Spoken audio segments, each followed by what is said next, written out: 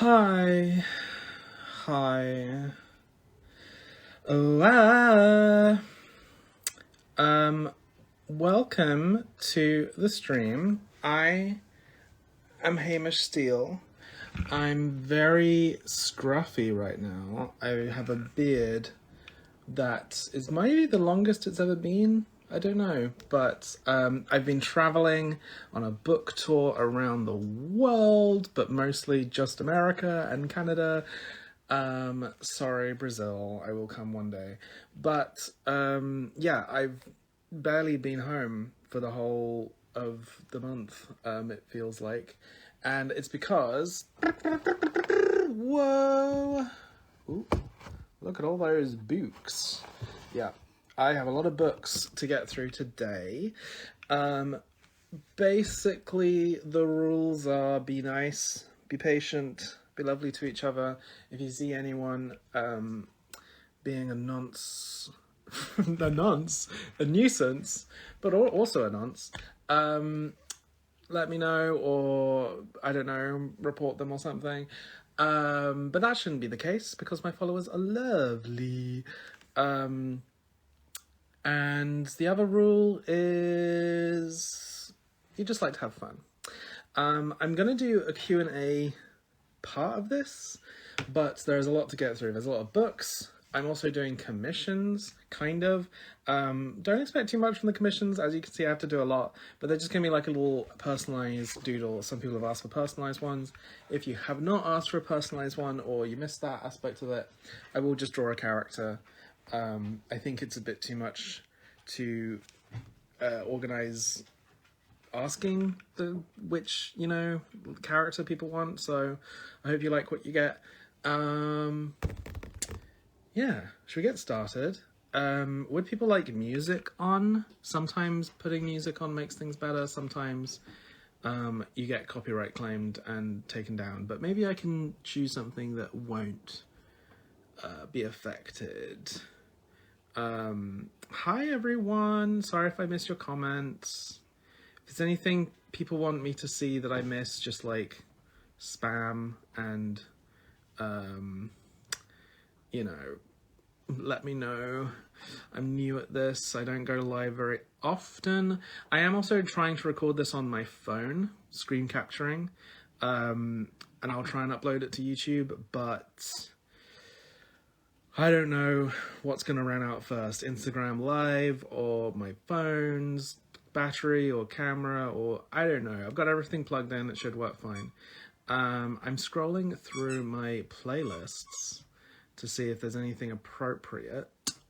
There are some character playlists I've thought about playing, but again, it's all very copyrighted music, so I'm wondering if I choose something. I've had this playlist forever called Relaxing Evening Music, but now half the things there have disappeared, and it's just like movie soundtracks. Also, my door's open. Sorry if there's like barking dogs, children, laughter, all the worst sounds in the world, But okay, let's just start with some music and see what happens. My dog has also just had an operation, so is kind of sometimes wearing a cone, sometimes not, sometimes whining, but he's happy, he's good, he's well taken care of. People are saying play Dead End songs. I could, if they're available somewhere, and they're a bit loud, but we can play My Frankenstein to get started, as I sign the first one.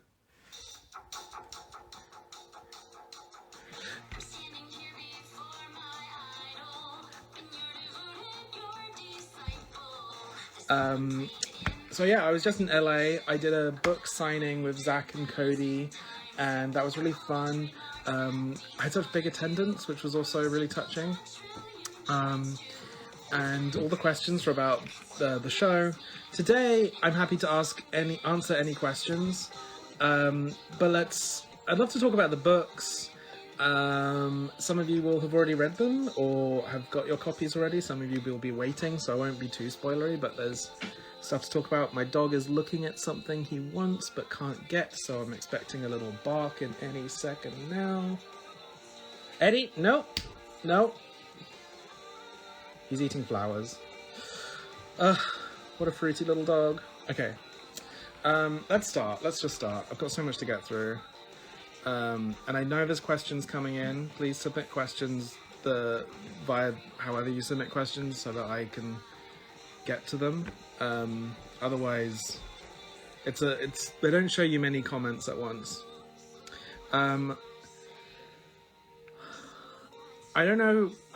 Whether I go to Philly or not is like dependent on if the publisher sends me, because this little book tour I did, I paid for all of it, so it was I need to generate some more money, which is why I'm doing the signing, so I can come on more tours. The life of an author. Someone just also asked about merch, and I know that you've seen photos of merch floating around, and sometimes I have them on my table at cons. None of that is official merchandise, it's just leftovers from the crew's gifts. So I've pretty much gone through the supplies of that. I am looking at ways to get some new merchandise between Netflix and the book and Union Square. The right situation around that, I have no idea what's going on, so I just have to like chase all that up and make sure everything is cool. I'm sorry. As much as I love my Frankenstein, this kind of music is like, I can't speak or work to something so energetic.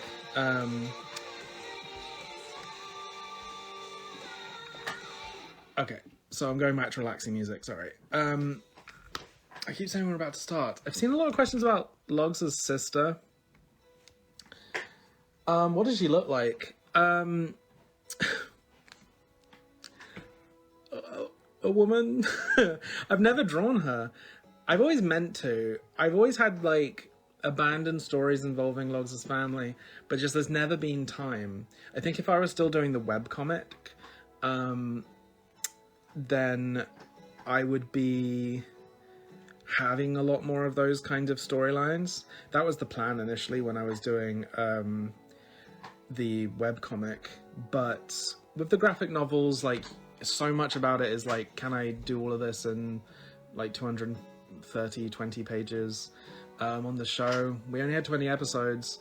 There was only one bit in which, so she's called Wendy. There was only one bit which she was truly cut from, that we had originally written and then we cut.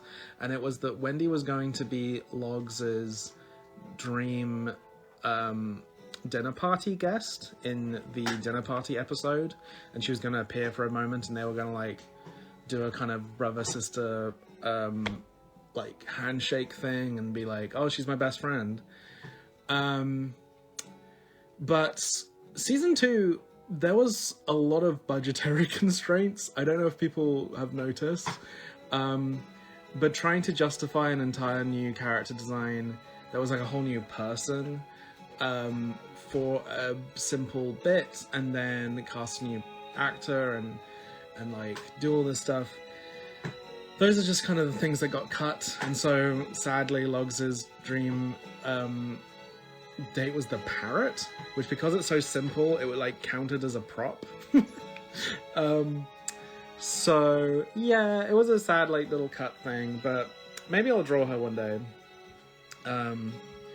Cool. Oh, my dog wants to say hello. Should we all see my dog?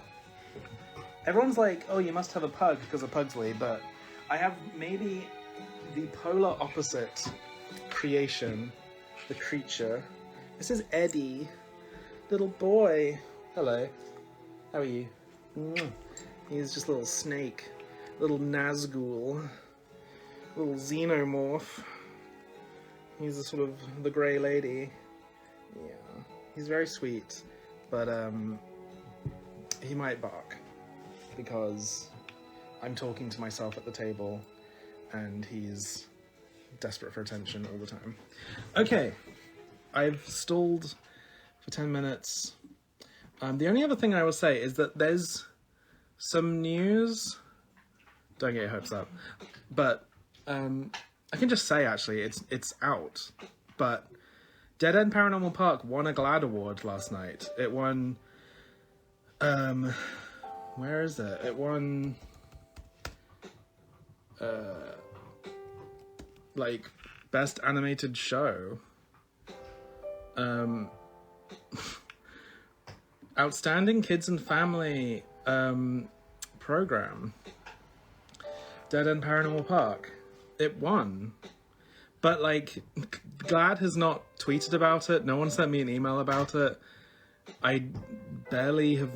I, like, had to go on their website to look at the results, and it just said that it won. But, like, no one's told me. I was gonna go, but I was also told that, like... oh, they won't give that out on stage or, like, even in the ceremony. And I was like, okay. But I'm really pleased. It's really great. I just, you know, I would have loved to have been there. I keep checking back because they're sort of putting out the results, like, every couple of hours. It's really weird. But it did happen. So, hooray! We did it! Dead End won a GLAAD award. I want to thank everyone at the Academy, and I don't know, I didn't prepare a speech, because there he is, he's barking. He's having a big yap, but it's fine. So at some point when they post about it, if they post about it, I'll retweet and say it all officially, but that's where we are for now. Okay, I need to start now. On Streamly, some people are considered VIPs and some aren't. I'm not exactly sure what that means, but I was told that VIP orders are ones I have to do on stream. The other ones I don't have to, but I would like to. I'm gonna try to anyway. I might have to do like a second one at some point because there's a lot. Okay, so the first one. Huh. Okay, well this is going to be confusing. I have quite a few that aren't made out to anyone. And I guess I'll just sign them. Okay, so the first one is a hardcover Watcher's Test. If people haven't got these yet, you're going to love them. It's truly the definitive version, and there are some differences. Which again I'm going to talk about in due course. I don't want to spoil too much. There's like a few pages that are fully changed, and I have noticed some people notice them. I don't know in a positive or a negative way. I guess all I'll just say is that they were originally published by Nobrow, and they had their editors, and now they're published by Union Square, and they have their editors, and we had a good time sort of updating them. I think they're really cool, but I don't know. There's been 100 different versions of these books now. Some people own all of them, and I've fully George Lucas to myself. Special editions. But we'll talk about it. Okay.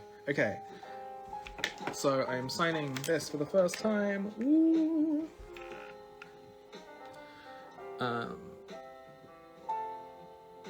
Okay. Hi there, Hamish. Could the signature be made out to Kai by chance? And could it be signed in character, Norma if possible, with a sketch of her? Okay, I'm gonna do that. Do you want my signature? Because I'm also drawing things on these little cards and putting them in, so I can kind of do both. I'll do both.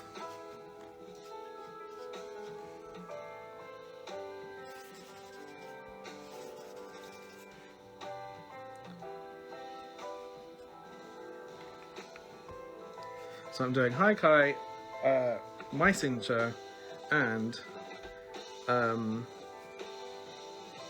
keep it to yourself. Tell me if the music's too loud.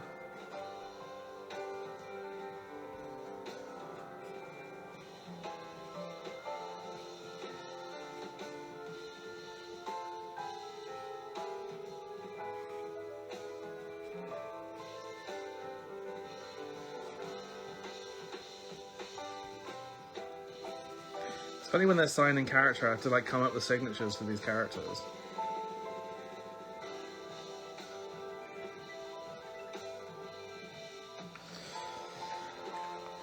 So this is the random Norma signature I've come up with. Ooh, and a little ghost at the end because she's spooky. But because they've wanted another I don't know. I'm so bad at talking today. I'm still jet lagged. My dog is now fully asleep, even though he was barking a second ago. But I'm just sort of jet lagged. I watched Eurovision last night and then stayed up till like 3 watching random clips on the internet. Because that's how I be.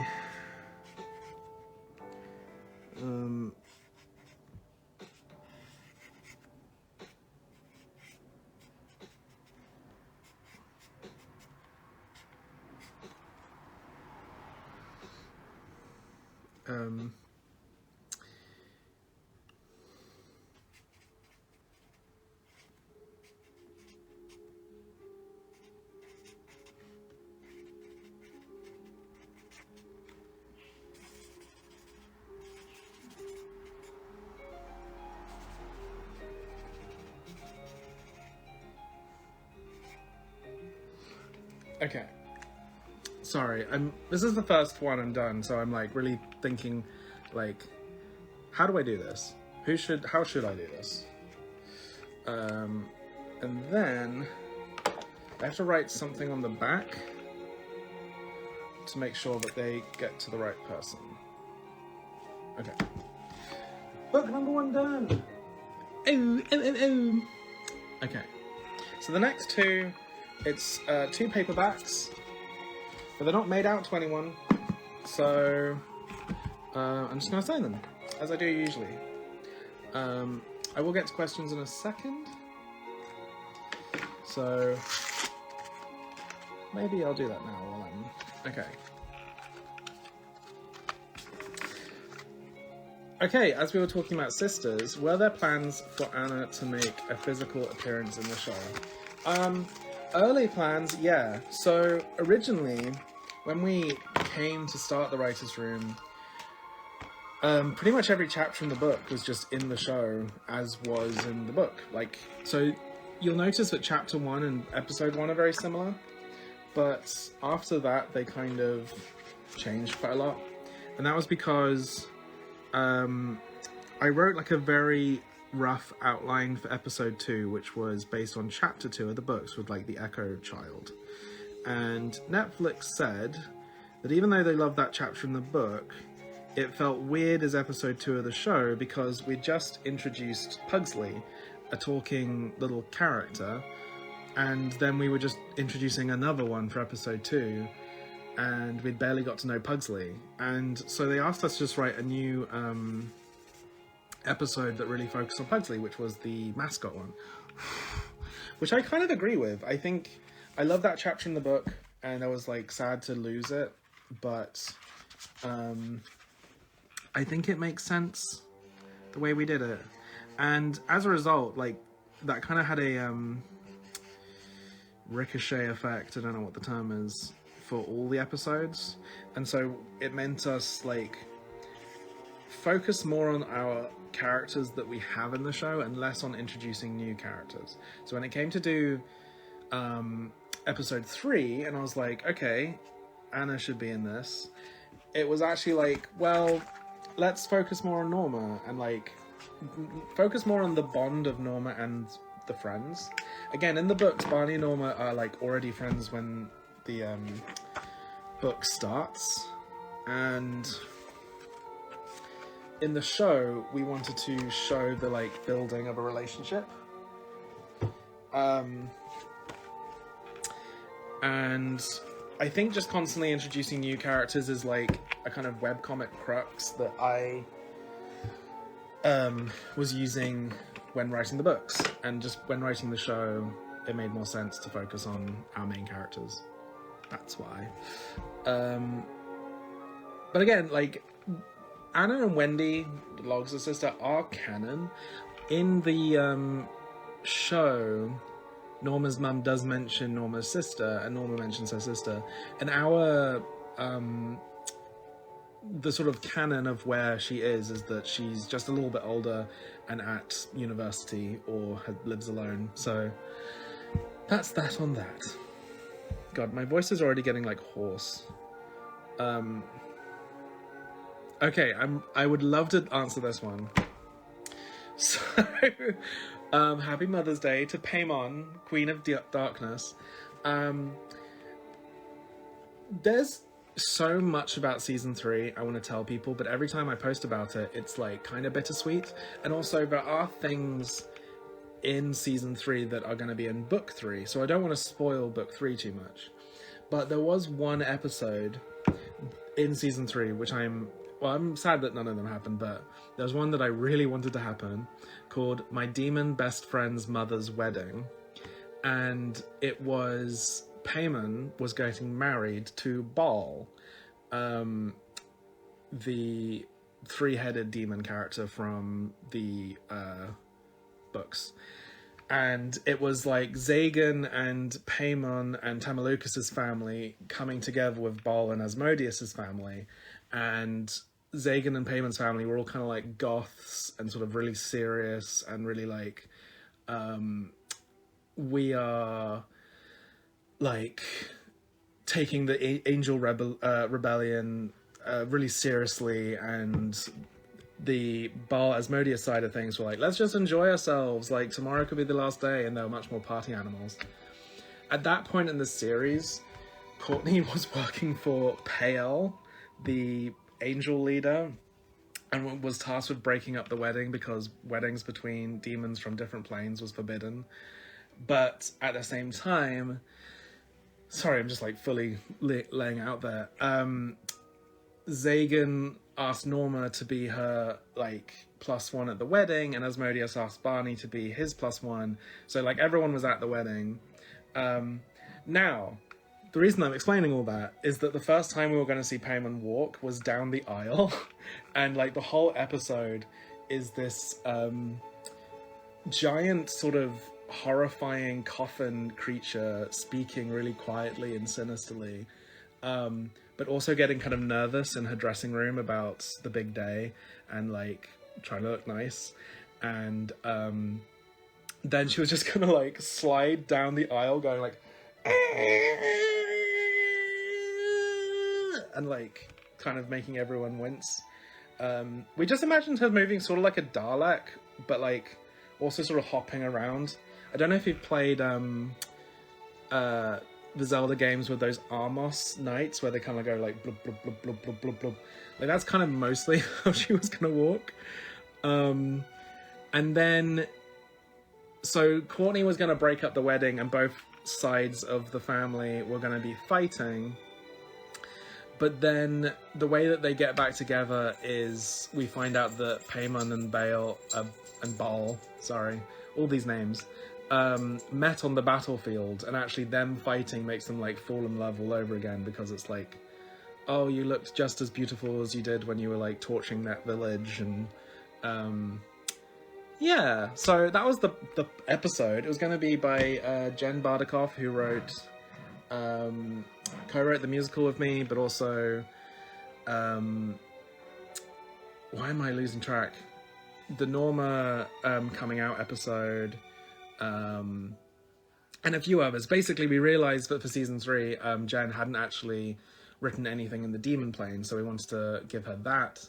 Similarly, there was people like Mia, who almost exclusively wrote stuff in the Demon Planes. We wanted to give them something more grounded. So that's that on that. I'm not going to get through these books if I keep talking about episodes in that much detail. How do you pronounce Cahatl? Now, all of these names come from the like biblical paracanon and like Solomon's demon list. I don't fully know. I found out during production that Tamalucas is probably Temelicus, from someone on the production crystal who's Greek, and was like, that's probably how you pronounce it. And I was like, ugh. But I don't know how you're supposed to pronounce it. So I've said Cahatl. I regret most of these names. Sorry. I don't know how people have been pronouncing it. People are shocked. Cahatl. How would you pronounce it? I'm very interested to know. God, people are really shocked at these revelations. I'm also dyslexic, and I read everything out very literally, so I'm probably wrong. What's my opinion on Dead End cosplayers? I'm one. I cosplay Courtney. I'd love to see the Courtney. I mean, I love them. Of course I love them. I've been able to meet a few of them. There was a few at TCAF. There was someone dressed up as Barney at the LA signing. When I walked into the library for the signing, I fully walked past Cahatel. Cahatel sounds nicer. The pronunciation of Zagan came in the writer's room when we're like, is it Zagan or Zagan? And we just like put our hands up which sounds better, and we all voted Zagan. So Cahatel. But yeah, I fully walked past the line assuming it was for someone else, and then I clocked that someone was Barney, and I was like, oh no, they're all for me, which was very cool. So I'm now signing a hardcover for Henry.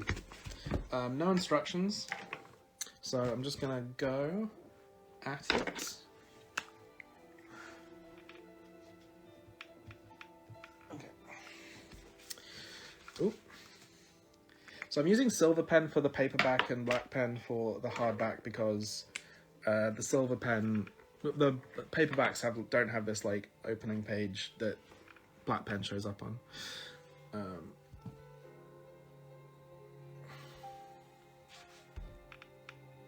How do you feel about this fandom's ships? It's so funny. I mean, here's the thing. You can spend your like formative writing years on Tumblr and see 100 posts being like, why can't we just have like you know, M+M sweet, no dramas relationship? Why can't we like have basically Barney and Logs?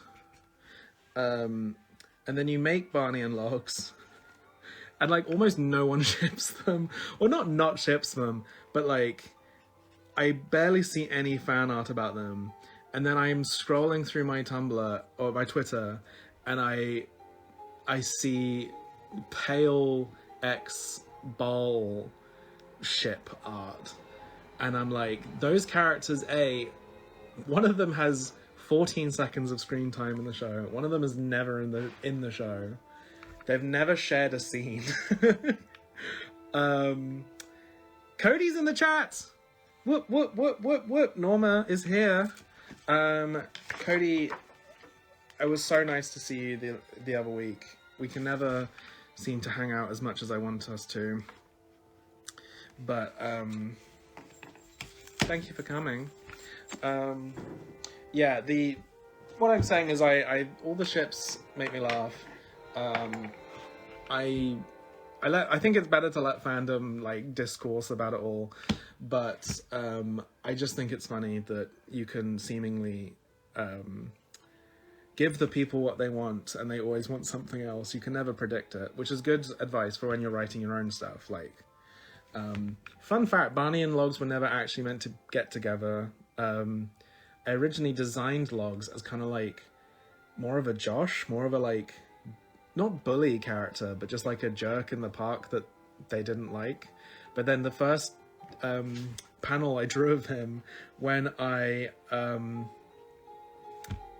put it up on Tumblr, the first like webcomic page of him on, and the response was like, oh my god, I ship it already, blah blah blah. And so like, I don't fully follow what fandom does, but it did make me like assess like what the comic should be about, because any page involving like Barney and Logs got just way more response than anything about like demon lore and stuff, so I kind of refocused it that way. Which character for DeadEndia is the hardest to draw for you? It's a good question.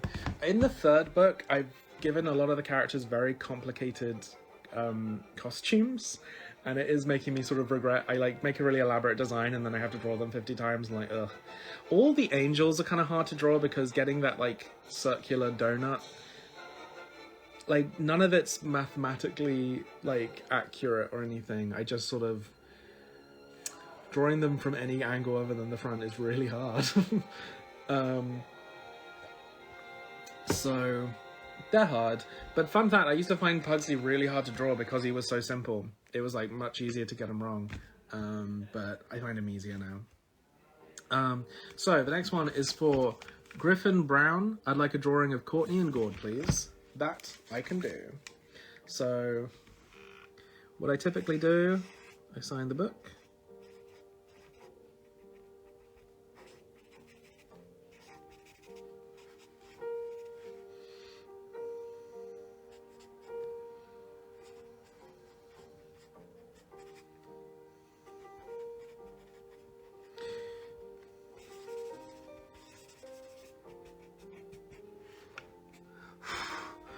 Then, let's do a Courtney and a Gord.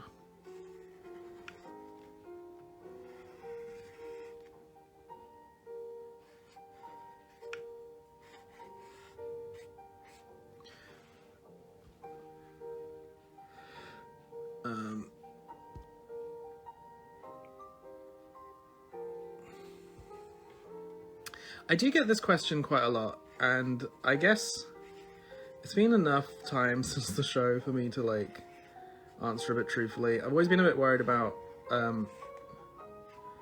answering this because so I didn't have my autism diagnosis when I started production on the show, and there was a lot of like conversations early on about like needing an autistic consultant on the show, and we did have one, and she was fine, but there were times that I really disagreed with some of her points, including stuff about working with autistic people. I found some of her points a little yikes, and I constantly felt kind of scared to like bring up that like, hey, maybe you should assume that someone in the room is autistic and that they might hear what you're saying. But at the time we were deciding certain things about that, it was like really early days, and I was kind of worried to rock the boat too much. And essentially one thing that came up was like, well, you can't trust autistic people to like work on a show. And I'm like, okay, not only me, but there's like other autistic people in the room, other autistic people on the production, and you're basically saying that you don't trust us to make a show, and I'm not feeling very comfortable right now. So that's not the real reason, but that was like a really weird experience early on that made me feel kind of scared to like explore certain topics.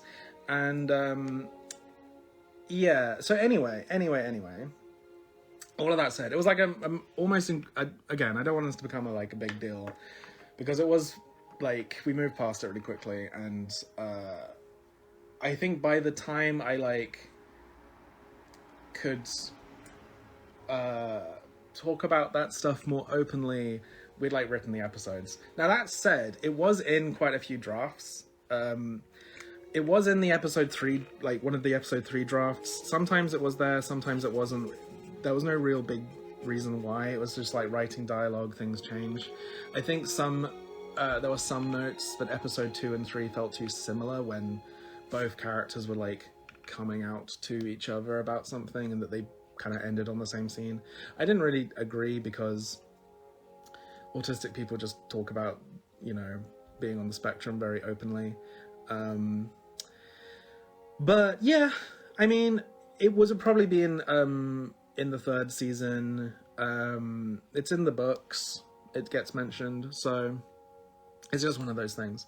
What I will say is, my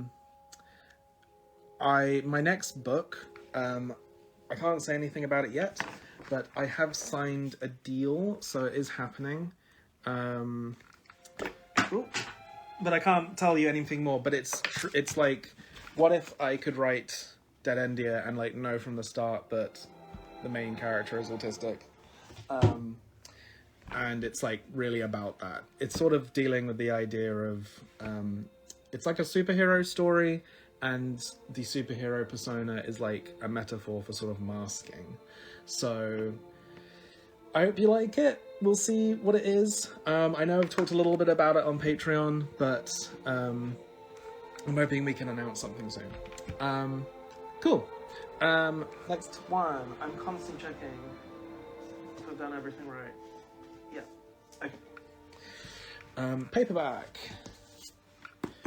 This is to Michaela. Anything with Pauline. Great.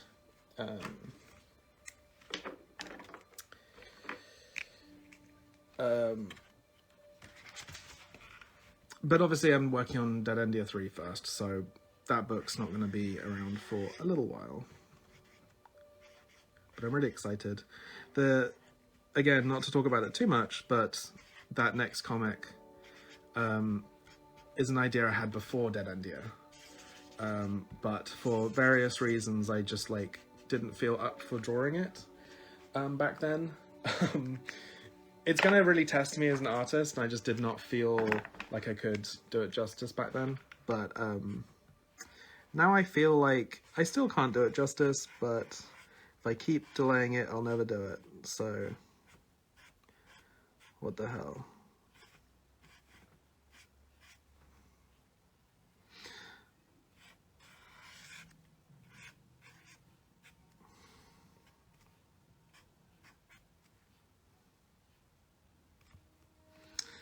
I'm drawing all of these in Sharpie, so there's no mistakes allowed.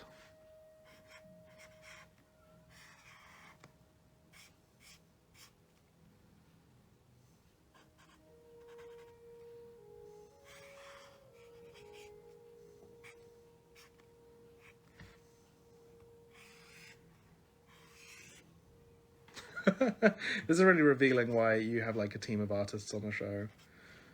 Gosh, I can barely draw these characters. There's some characters that I do not draw as much as others, and Pauline was in the show a lot more than is in the books.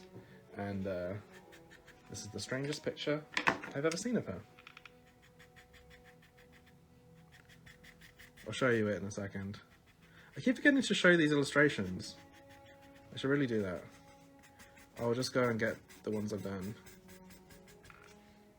So I just drew this one. They asked for Courtney and Gord.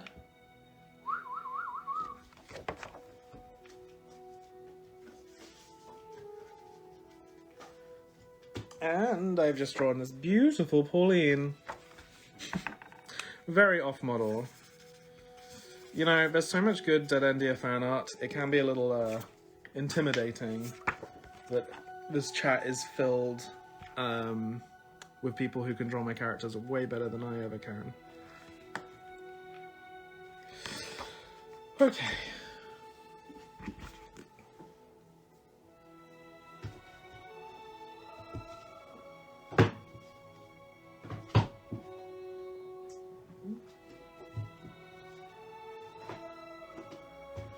Okay. So this is another hardcover Broken Halo, but it says they want the illustration to be Pugsley meeting Beetlejuice, which I can oblige. Do the angels have genders, or are the pronouns just whatever? Here's the thing.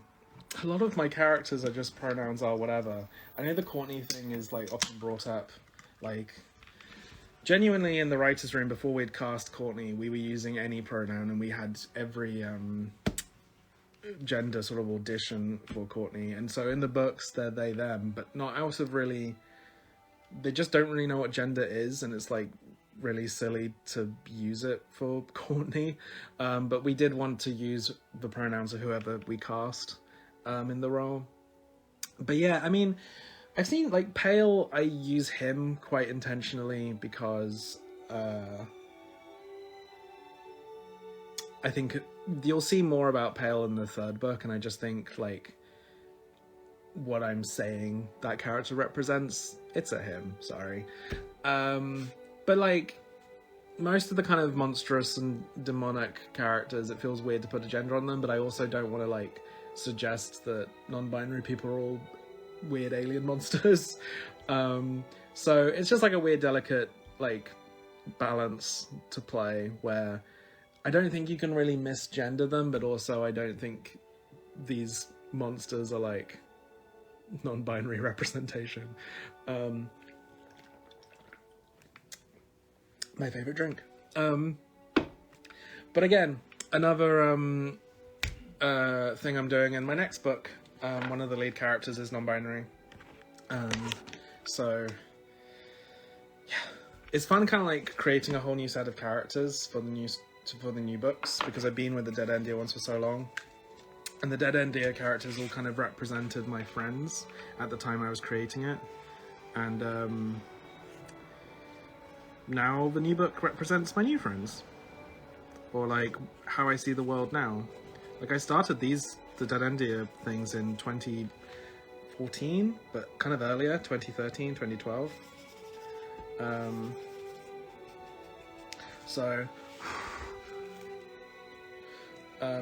Oh, fun fact. This is well, very nerdy fact. This song is called The Life and Death of Amy Pond from the Season 5 soundtrack of Doctor Who. For the longest time, this was the temp track in the cliffhanger for episode 19, the one which has the Pugsley reveal. And yeah, so we got our composer to kind of give the same feeling this song does, because I really like the song and I really like the series of Doctor Who. Which is pretty evident if you've watched the finale of season 2 of DeadEndia. Okay, gotta draw Beetlejuice and Pugsley.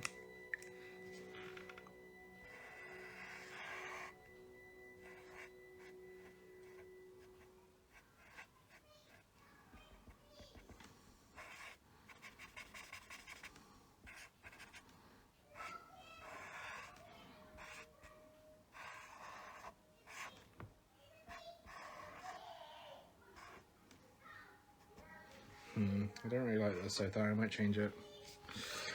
That's why I bought more paper. Okay.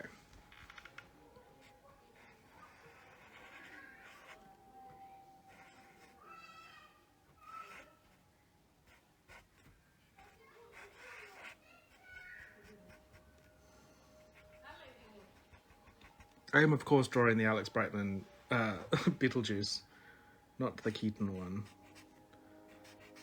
Unless that's what they wanted.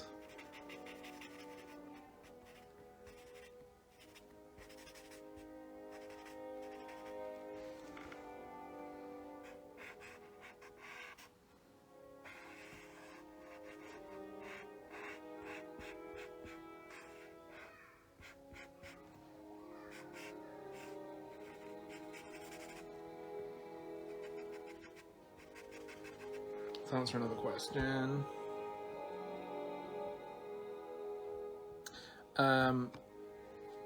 I've already answered this. I'm just doing it in case you missed it.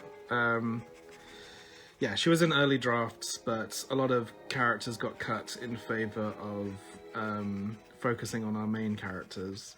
And another example is kind of Gord. Even though Gord is clearly in the show, I think people who read the books will be kind of surprised to see Gord have like lines of dialogue and kind of be a villain for a few chapters. And that's because, again, in early drafts of the show, Gord was the one who had the whole, like, I've been banished to Earth and I'm gonna do anything I can to, like, get home narrative that Courtney got. But then, as a result, we, like, kind of struggled to find a place for Courtney in the show. In the books, even, Courtney isn't in every chapter. They're kind of like a drifter in and out of the story. And that's how they were going to be in the show. So we just kind of realized that a lot more focus should be put on our mains, and as a result, Gord became kind of silent. That said,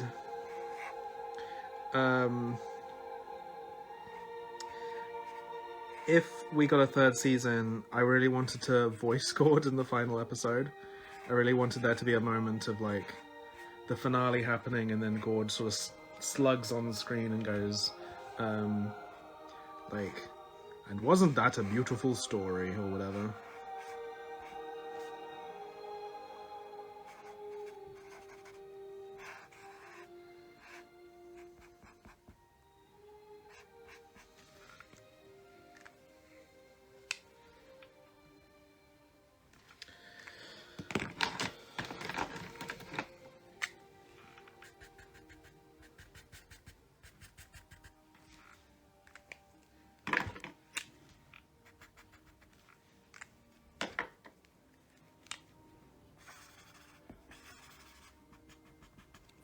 there you go. Here is Pugsy meeting Beetlejuice.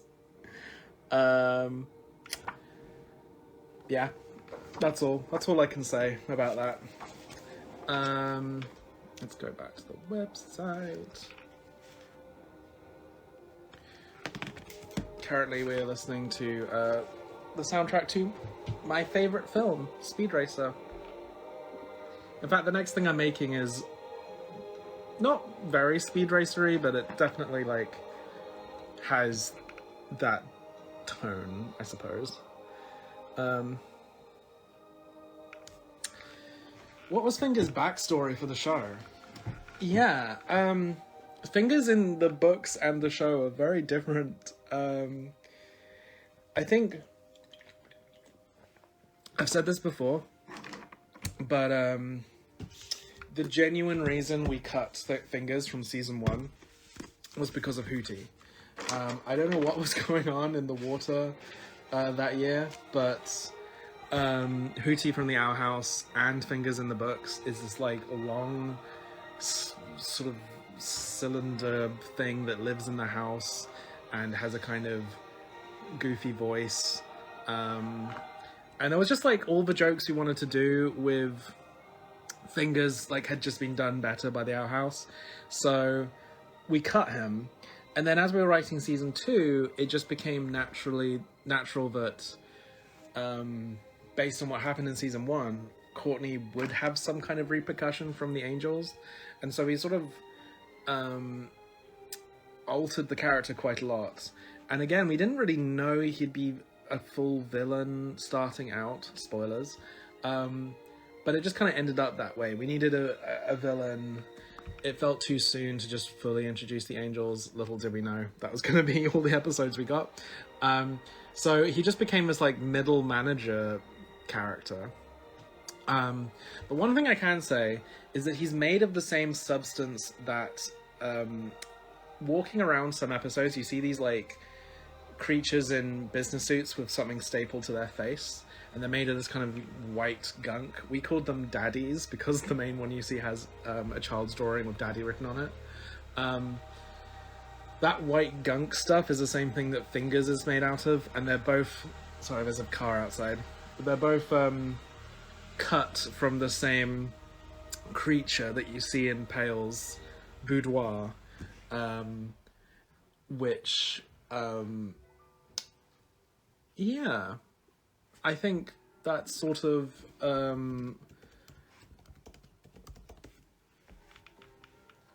sorry, I was just Googling to get it right. That's sort of all we got up to. I can't say too much. It's not really related to the books, but Fingers has an interesting role in the 3rd book, and I don't want to spoil it too much.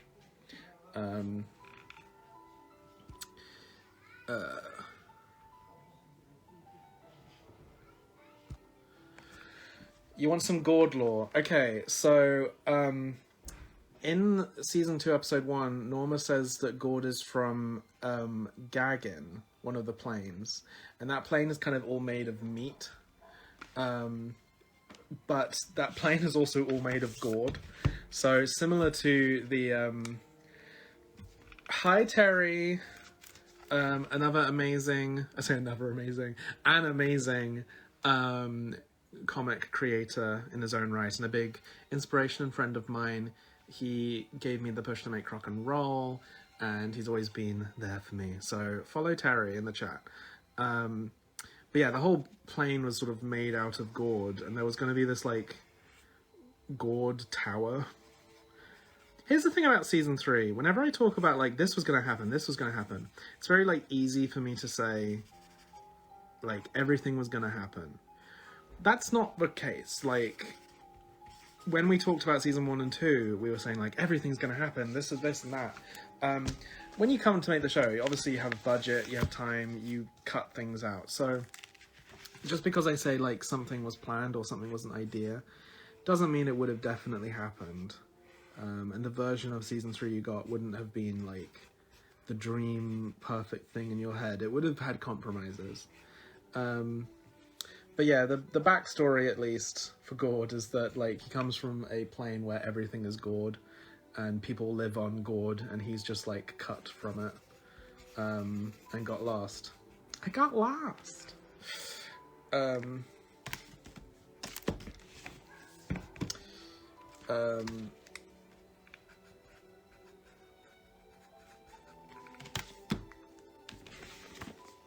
definitely need to speed up. So I'm doing Trevor's now. And you've asked for a sassy teapot. I think I can provide that. I'm trying to work out what colour this teapot should be. And just quite how sassy they should be. But it's a good, it makes a change. It's one of the most interesting requests I've been given. I mean, teapots are kind of naturally sassy. They're sort of doing the RuPaul pose the whole time.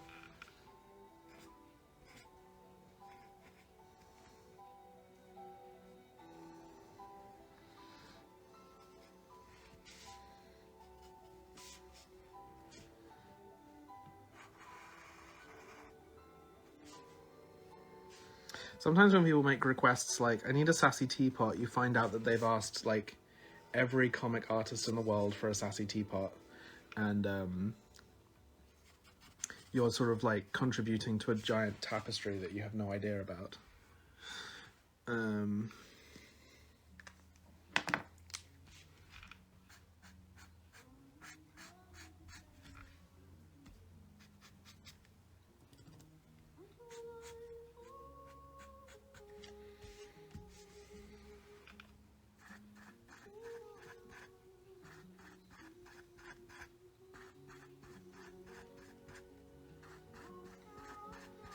I worry that this is not sassy enough. Should this sassy teapot have hair? Should I give it like a big bouffant?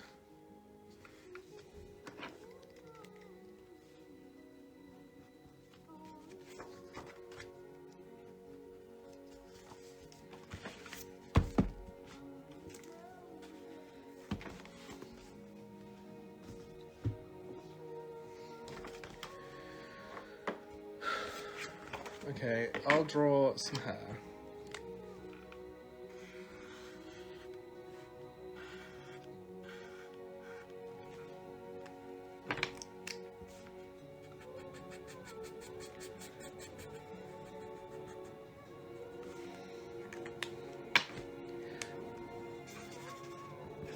I'm a sassy teapot.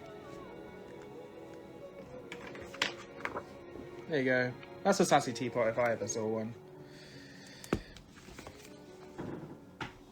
Okay. Boop. Boop. Ooh, this is a good one. I don't have a name, but it says Barney and Norma cosplaying as Mario and Luigi, maybe going up against a Boo, but up to you. I can make that happen.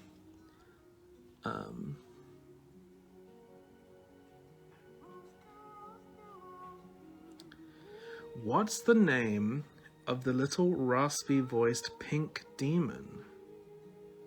I'm not exactly sure which one you mean, but if it's...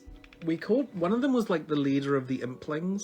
So there's... I am recording this live. I don't know how long the recording lasts, but I'll try and record all of it and upload it to YouTube this week. So there's the Implings, which is the sort of the blue and sometimes purpley, like minions of that. So someone said the fetus one. Oh, okay. So that one is called Dearest. That is the only demon we got a lot of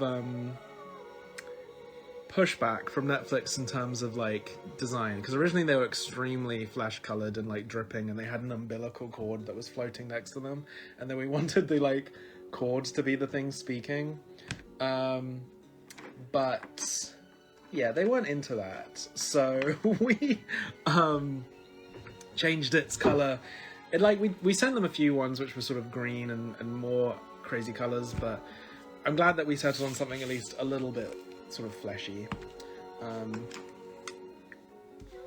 So yeah, Dearest. A lot of them have kind of like boring names, but they were all just named by the character designers. I wish I knew exactly who named who, but it was probably a combo of Jonathan, Ryu, Domi, or maybe me, but I don't know. The one that's like a skeleton in a big like sheet, that one's called Catherine. The one that's kind of like I think he isn't in many episodes, but he was one of the first ones we designed. He's this big green thing without a head. That one's called Green Thumb. I'm trying to think if there's any others. There's one that's like a witch's hat, and I think it was just called Nice Hat, but I started calling it Tiffany after my friend Tiffany Baxter, who's another artist who you should follow, because she's very witchy and draws a lot of witchy art, and I've always seen her in a big hat. So yeah. But yeah, but you might see these names if you like look up concept art.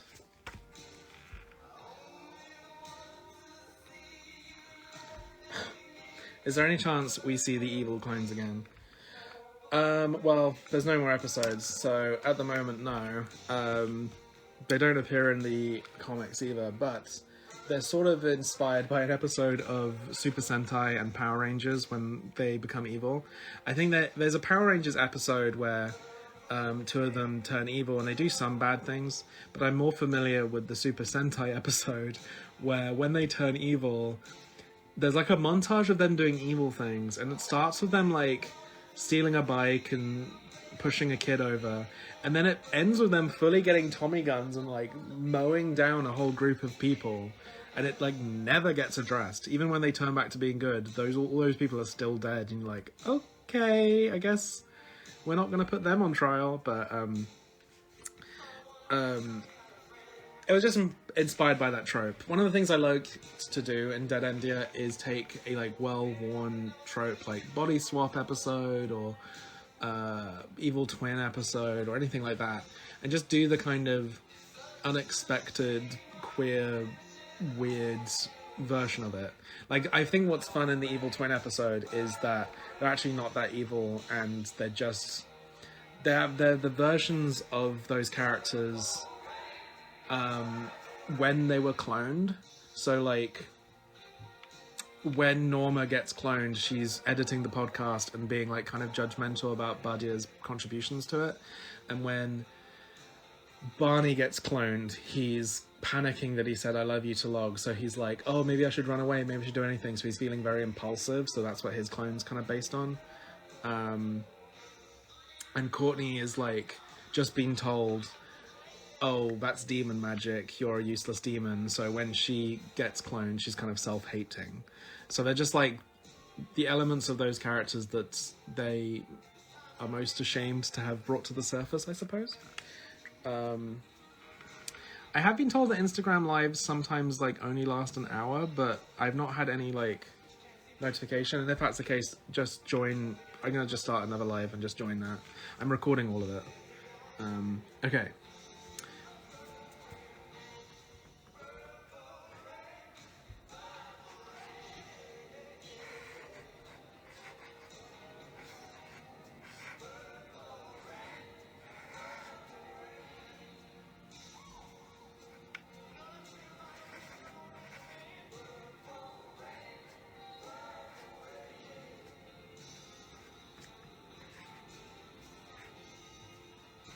So I'm drawing Barney and Norma as Mario and Luigi.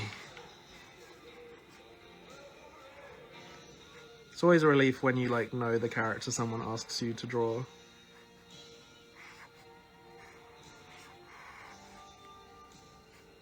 And I'm someone who has genuinely written Mario fanfiction and kind of got my start in editing Mario sprites.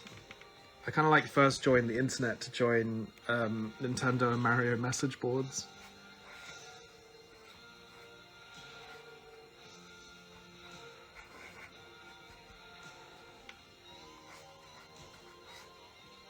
I'm not as cool as people think I am.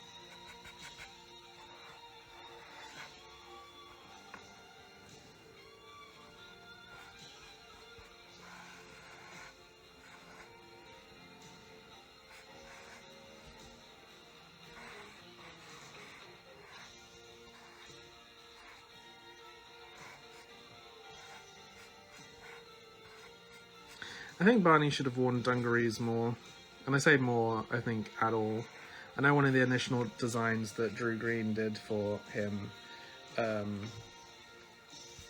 he was in dungarees.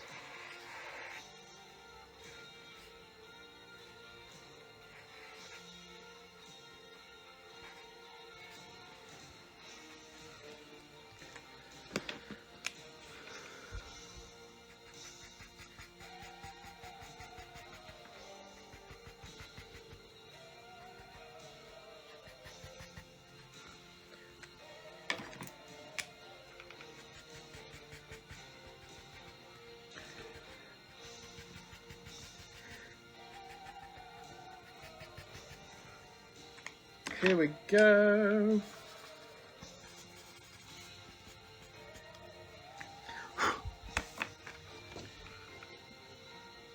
There they are. Mario and Luigi doing what you can. Started trying to save the princess from a really evil man. I don't know. Super Mario, Super Mario.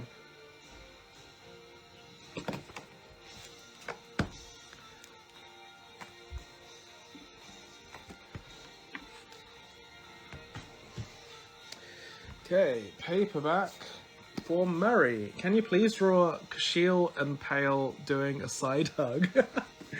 It's so nice when people get really invested in the characters who just like fully weren't in the show. I'm gonna make everyone sad again. Kashiel was gonna be in season 2. Kashiel was gonna be a bit different, as all the characters were gonna be. But I don't know. I might leak. I might put out some of the scripts we wrote, maybe on my Patreon or something soon. Am I breaking everyone's hearts with the pronunciations? I'm sorry. Let me know how you've been pronouncing it. I really don't mind. Oh, I wish that were me. Well-spoken rambler. I have been playing a lot of Tears of the Kingdom, but not as much as I wanted because of Eurovision and because of this. Like, I'm going to be playing a lot this week. But yeah, Kashiel was going to be the new Watcher. So, in episode 2 of season 3, which does have a script, I think a first draft, we were going to meet Kashiel, and it was literally just like a meat creature just like shoved into that Watcher helmet. So imagine Kashiel from the books, but the sort of onion-shaped Watcher helmet just sort of crammed on the head with sort of the mouth underneath, and it was just kind of like be on the hunt for something in the park, and was going to be very, very scary, and like not a funny character in any sense, which I'm sad about.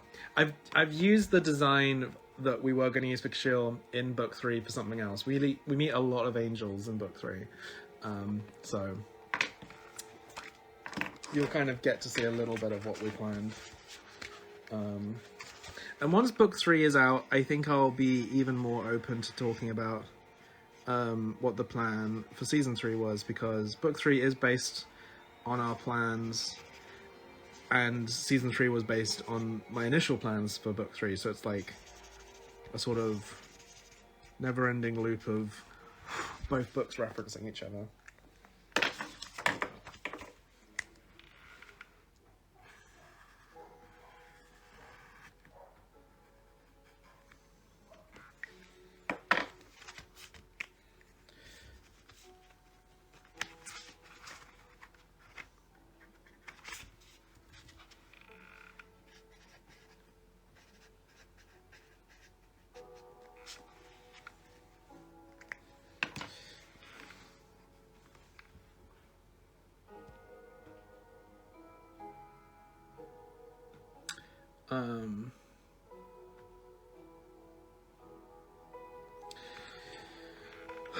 Can you say anything else about season 3? I know I talk about it a lot, but I could never really stop talking about it.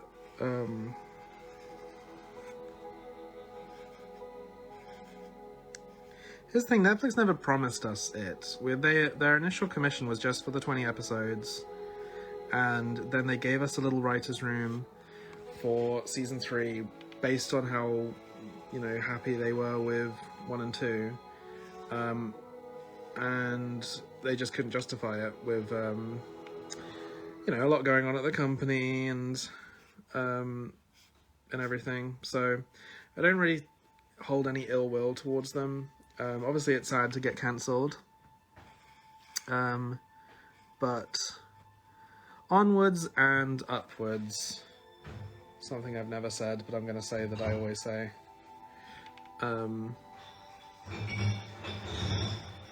Excuse me, someone is putting their rubbish away downstairs.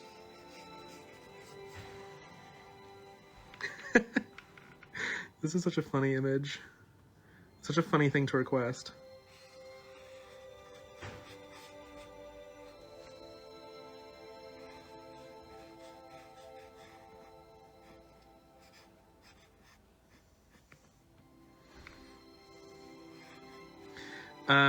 What else was going to be in season 3? Well, I said this at the book launch. There's a scene in book 2 of Barney on the beach post top surgery, and was the first scene of episode 1 of season 3. That script was the most finished. We did several drafts of it. With a new writer, Ayola, who was the editor of my Cock and Roll book and one of my best friends. So I felt bad that she didn't get her episode on screen, but she did a lot of work on Dead End, invaluable, you could say. So she was like fine with it, but I just felt bad. I felt bad, like the day when I had to tell the crew was like really, really sad, but I think everyone was like, how are you doing, Hamish? And I'm like, I'm fine, but how are you? It's all good. What else? There was going to be a completely out of this world, over the top twist in the 3rd season. But I'm worried about saying it because it is not something that's in the 3rd book either. But it's always been a thing that I've like planned for, but there's just never been enough time to like reveal it and kind of handle the aftermath of it. But strangely, at FlameCon, someone came up to me and was like, they got it. With the tiny little hints we put in the show, they managed to get this completely out of left field twist. And I'm so curious how. I'm like, did someone tell them? Because only a few people in the crew knew. And we had to like, okay, I'm begging, tell me on my hands and knees. Okay. Okay. By the way, here's a picture of Pale and Kashil giving a side hug, and I like to imagine that this was at like an Angel like office Christmas party. So thank you for suggesting that, Murray. That's the funniest thing I've drawn today, and I drew a sassy teapot. Okay. Then we have 2 for Evan. Asking for smiley faces. I can oblige. Okay, I'm gonna tell you what the twist was. So you know I mentioned those daddies? They are the like gloopy suit-wearing things that you see. They're walking around the Necropolis City. You see them in the first episode. There's one at Tamalucas's thing. So they are echoes. They're the same thing that's in chapter 2 of the first book. They're just grown up. They're like this guy. And they're angels, technically. But they work down in the demon planes. They work... they kind of slot into wherever they need to be in demon or whatever society. And there was going to be like a little discussion about this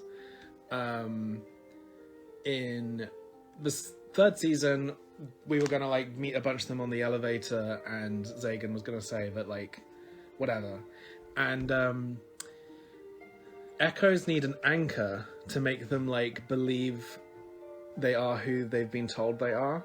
So that's why they have like a child's drawing stapled to their forehead when they go to work, because they're like, doing it for my family, even though they don't have any family. They are just basically I like to think of them as like the mortar between the bricks. They're just like things to fill in the cracks in the universe that have appeared because of the angels messing around with the planes. Now the actual twist, that's not even it. The actual twist, I feel weird saying this, was that Patrick, Barney's brother, was also an echo. And that he came into existence as an angel plot to like keep tabs on Barney, and Patrick doesn't know that he is not real. He thinks he's a real child, but he doesn't exist.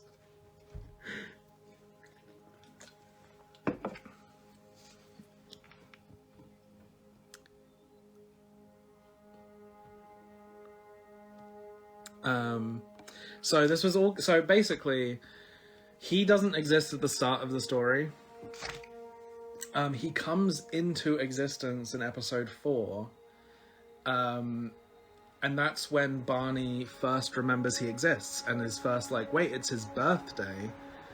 I can't believe I ran away and left Patrick. And Patrick's anchor to the real world is his Mr. Max soft toy. So that's the thing that makes him believe that he's really alive and really whatever.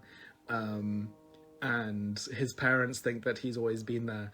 And the reasons why, the details that we told the team to make sure that this twist would eventually work out in season 3, is they kept putting photos of Patrick in the house, in Barney's house, and I told them to get rid of them.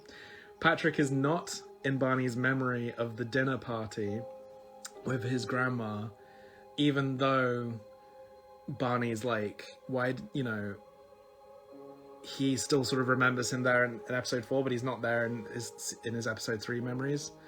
There's no hint of Patrick in like the flashback to Barney getting Pugsley. There's just like a lot of weird things. But it was like really messed up, and like even now I'm like, there's no space in the book to make that twist. There's no space, there's probably going to be no space in the show, but I like wanted to keep it there just in case. Which is what you do. Like all the time travel stuff, I was like telling people during season 1, like, make sure you do this, make sure you do this, because we might do a time travel thing, and then we ended up doing it. Like in episode 2, when the mascot hugs Barney, we recorded Zach saying a few muffled things, and you can even hear in episode 2 when Barney and Pugsley fall into the laundry hamper, you can hear the time travel magic happening kind of vaguely, because future Barney is like underneath everything. So we like had plans early on to do this kind of stuff, and the Patrick one was the like season 3 twist, and it was done as a way to be like, they're fighting the angels, but wait, my brother's an angel, how do I do this? Okay, so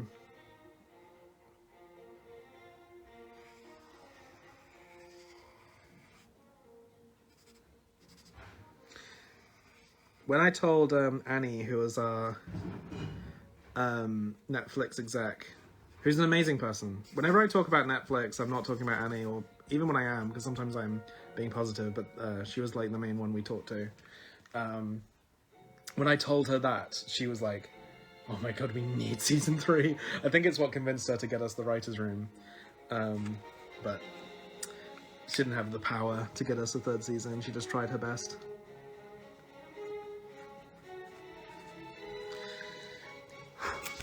So this is for Evan. Evan asked for some smiley faces, and that's something I can definitely oblige.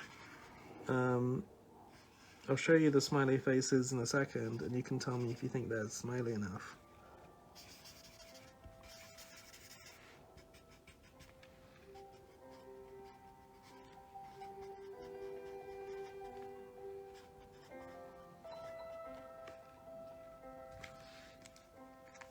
This is a smiley face for Evan. Smiley!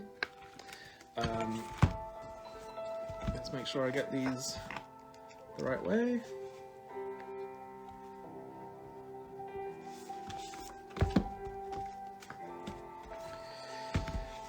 I'm sorry that I broke the internet with that Revelación, but like I said, again, it might have happened, it might not have. But we were gonna have like a gloopy, sort of all-white version of Patrick who was like being recalled back to the angel planes, and was gonna be a heartbreaking moment. But yeah, we never actually got to like, although no, yeah, Tucker, who voiced Patrick, came back for season 2, only for a very short moment, just to kind of remind the audience that Patrick existed for this to happen.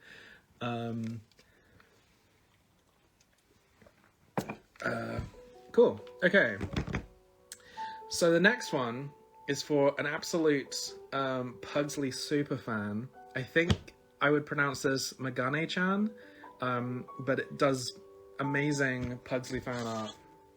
And of course has asked for a Pugsley, and I'm going to do that.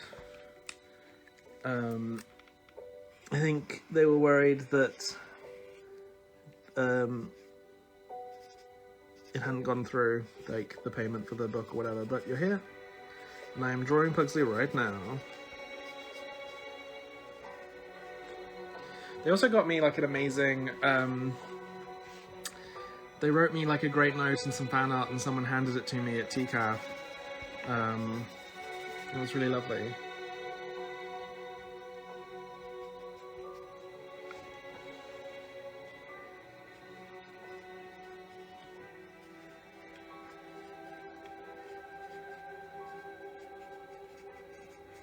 Okay, I'm gonna try and write this. My brother used to live in Japan and speaks Japanese, and I don't, but I'm gonna try and write your name. Is that katakana? I don't know. I'm probably embarrassing myself. Oh dear. I'm gonna try and do it.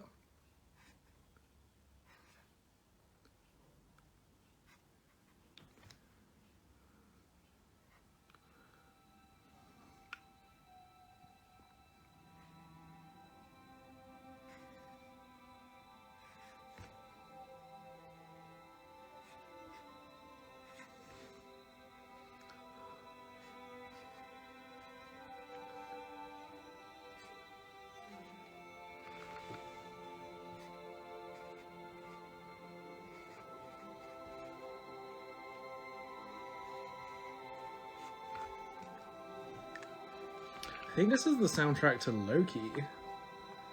You know, it's funny, for the longest time the MCU had quite, like, unmemorable music, but I actually think the one thing you can say about all the Disney Plus shows is the music's amazing. And Loki has such a good score. I'm going to draw an extra Pugsley on a sheet, because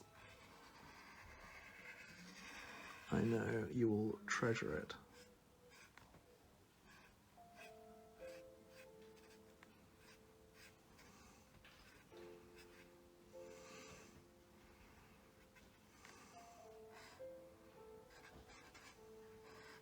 Let's answer another question.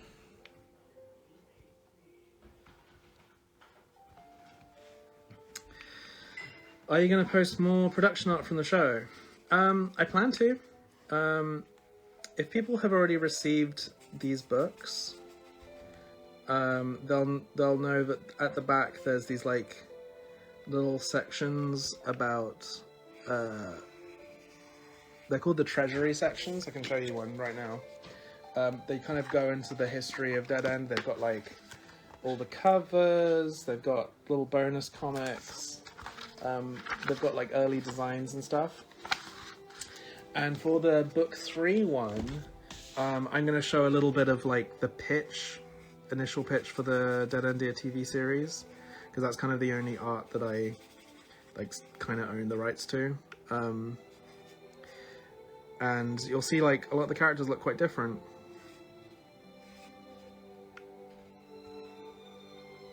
But I'd like to post some more.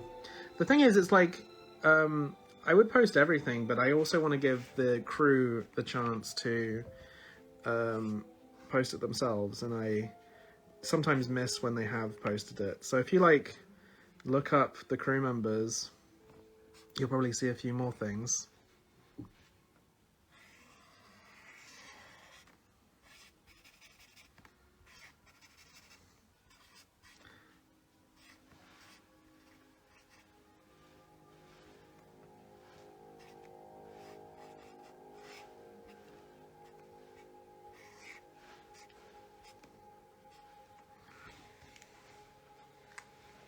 I'm drawing a very special Pugsy picture.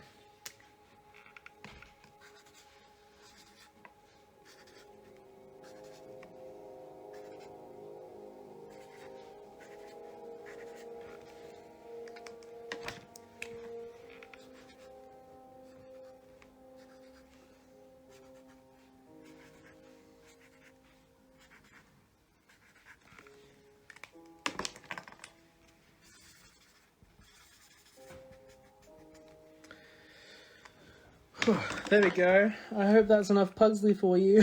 There's also a Pugsley in the book, but I'll save that for you. And yeah, I hope you like it.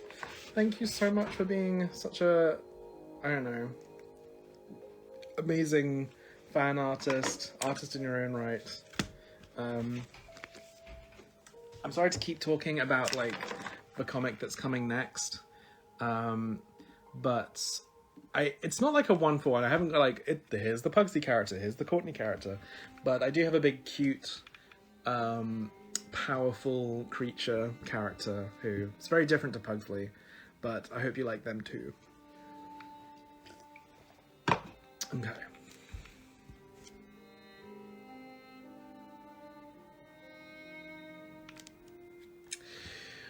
Were we ever going to see what the hell Fingers was attached to?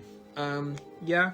We see it in the final episode. There's this big sort of slumped up thing that he sort of gets cut off of. That thing's called Ymir, at least in the like notes. Sometimes we refer to it as the Divine, which is in the books but looks very different.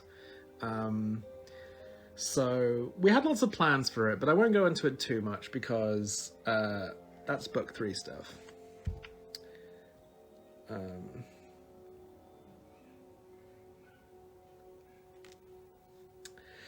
Curious as to if Daniel and Kahatel had a similar friendship as Danny and Courtney. I think it was similar, but the angel version of similar. When they were angels, they were like quite robotic, but I think they were very close, and they were clearly like more friendly with each other than most angels ever get to be. Okay, so the next one is for Dare Bear, who has asked for a drawing of Asmodeus or Asmodeus, we can never decide, being hella sexy AF. I can do that. It's very easy.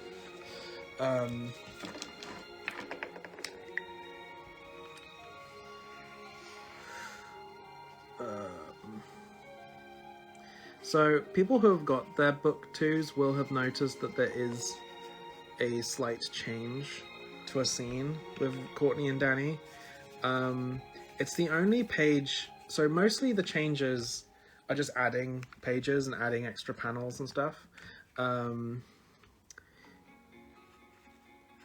But that is one page that's like actually different. And again, that comes from, I'm gonna put the original page in the book 3 treasury as well, so that's like these books contain everything that's ever been But the reason for the change was just to, like, in the show, I felt it was very effective that there's like a big twist about Courtney's origins, and in the books originally it just was sort of mentioned flippantly in dialogue, so I just felt, and the publisher felt, it was better to like make that more of a reveal, to give it the same feeling the show does, where like it is a twist.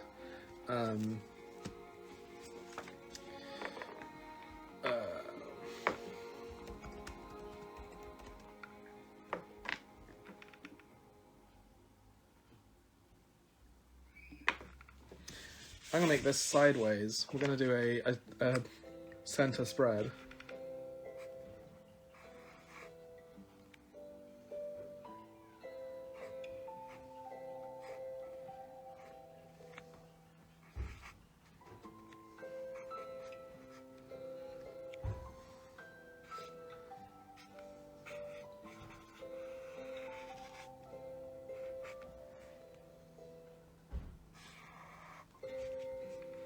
But keeping it PG, obviously.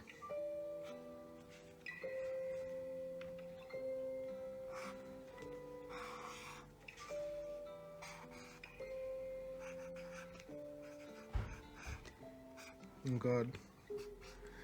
This Asmodeus really shouldn't have skipped leg day.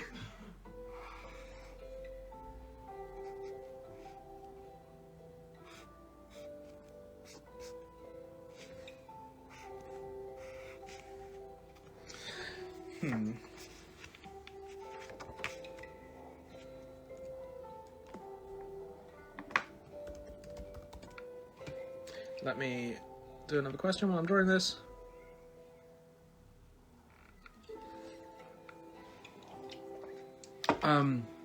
Would Kashil come back to life in book 3? Nah, he's squished. But there's lots of angels in book 3, so you'll get lots of new designs. But yeah, sorry.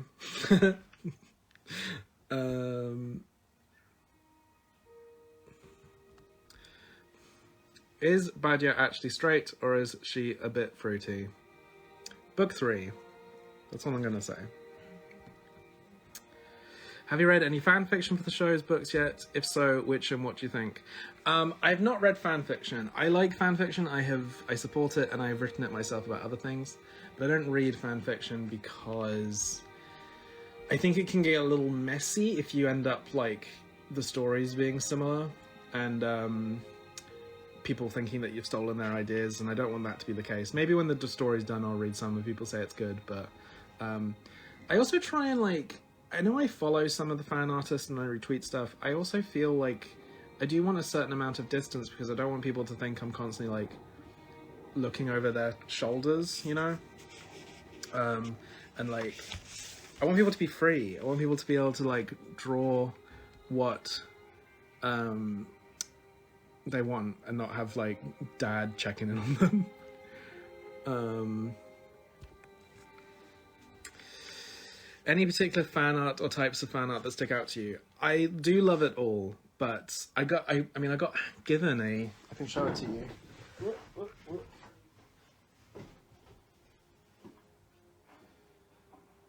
Over the years, I have been given some like gifts, and I have a little Courtney and a little Pugsley, and they come with me everywhere now. They just, you know, all fan art is equal, but being given something at a con is always like, you know, it's always very sweet. Okay, can we get some Zagan facts? Sure.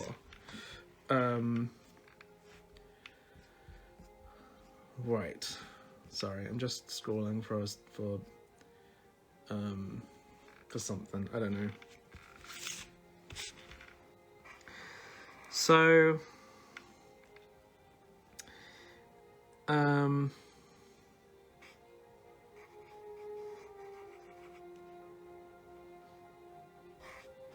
do you want to know?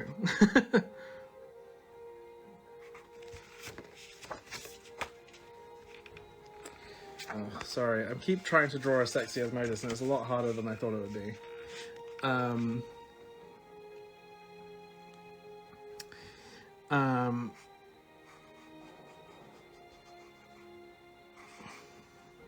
rusty.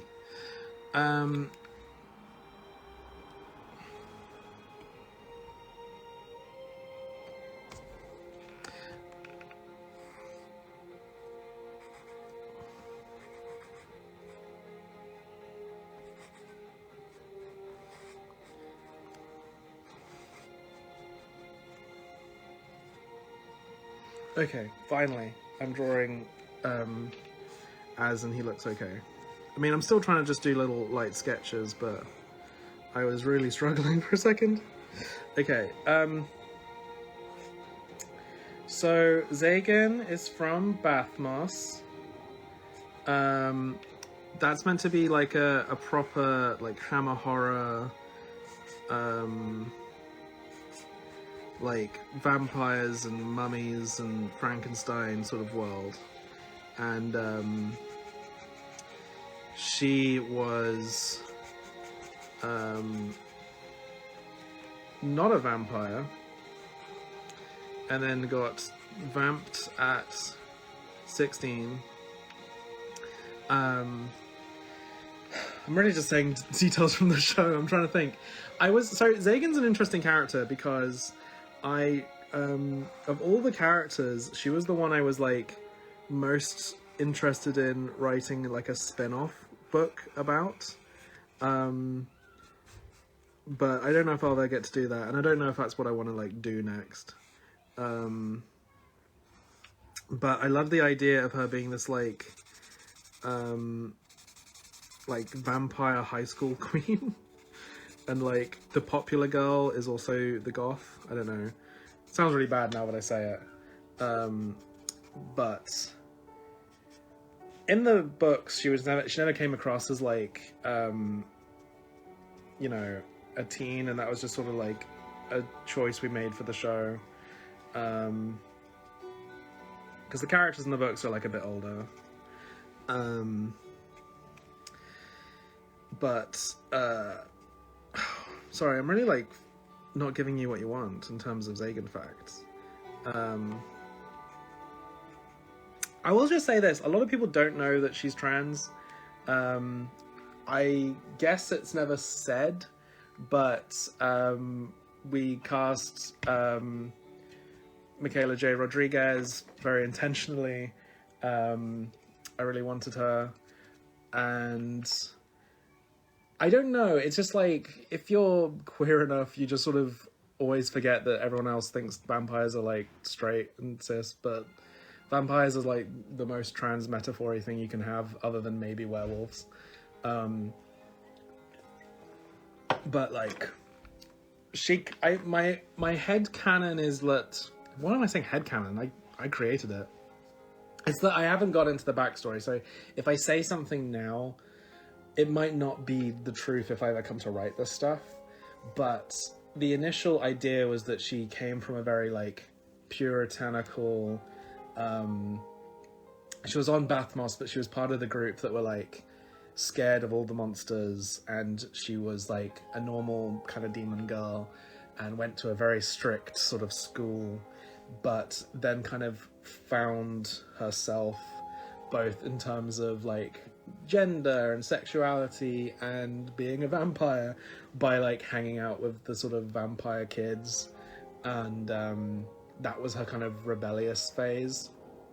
And Payman really became more of a sort of mother figure when everyone in Bathmos kind of like did the whole torch and pitchforks, like get rid of the vampires kind of thing, and that's when she like joined the demon royal family. So the thing about the demon royal family is that they're not really like a family, it's much more of a found family. It's like the same thing that Barney, Norma, and Courtney and Pugsley are.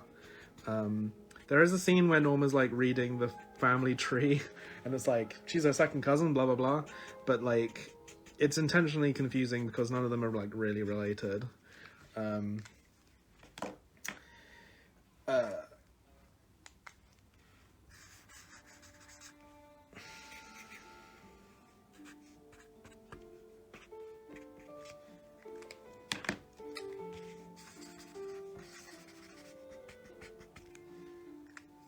Here is a sexy as. Do we love it? Is it still PG? I hope so. That was for Dare Bear. I'm really slow on this. I need to speed up. It's like already like an hour and a half, and I've not even done the VIPs. I guess I'll do the VIPs today because there's only 7, and then I'll do the rest. I'll do the rest. I hope people have enjoyed themselves regardless. I'll do the rest off stream. I think I'm allowed to do that, but if I'm not, someone tell me off. I'll ask before I do.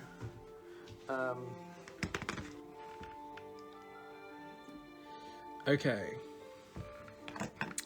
Let's ask and answer a question. Hope people are having fun.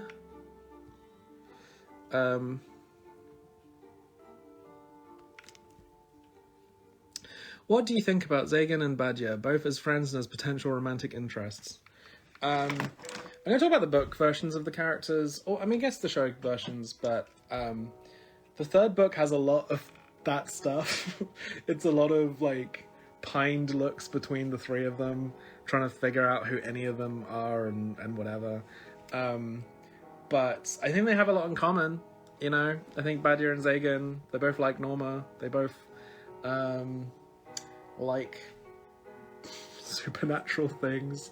I think what's funny, what I've been enjoying writing a lot in the I'm throwing up so bad joke, okay? I think the thing I've been enjoying writing a lot in the third book is, if you think Norma's autistic, wait till you like get to know Zagan in the book, because she's not really had much of a presence in the books so far. She's kind of had a cool design and like swung her sword around, but the third book she's a proper character, and I think she's really fun to write for. The version in the show really influenced the version in the books, but the version in the show is definitely meant to be like still a sort of angry teen, and the version in the books is a bit more of a like jaded 20-year-old. So that's it.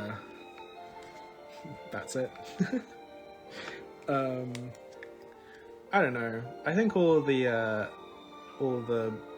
ships made me laugh, and I'm glad that they bring people joy. So I'm doing a book for Andrew. You've asked for, can I have a drawing of logs giving advice or something inspirational to help me get through hard times? Which version of logs doesn't matter to me? I can do just that.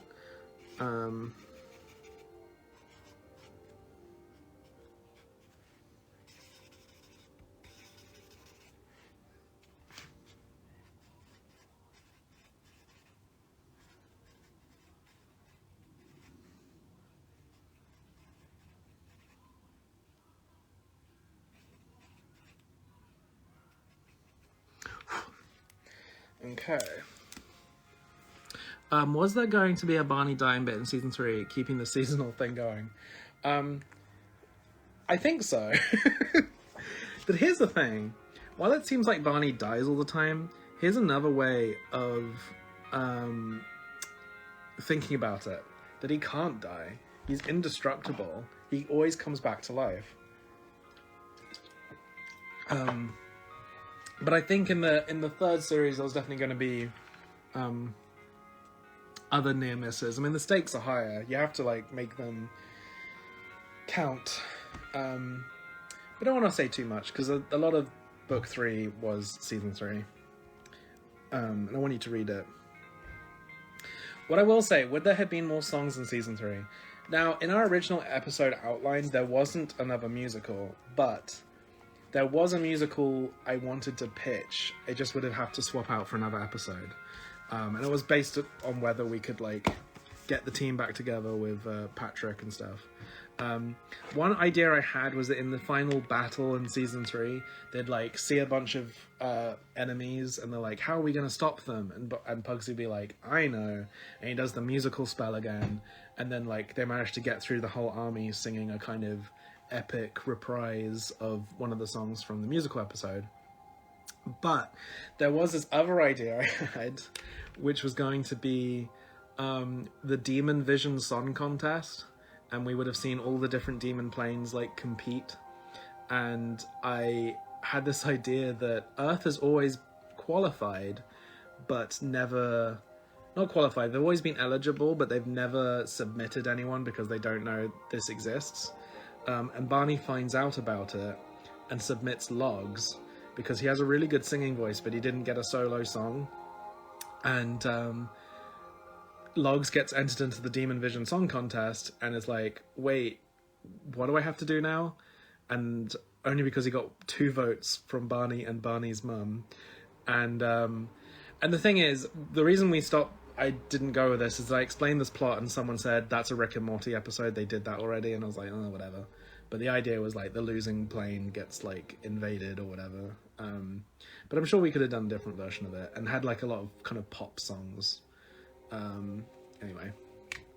Okay, I gotta draw logs, speaking of.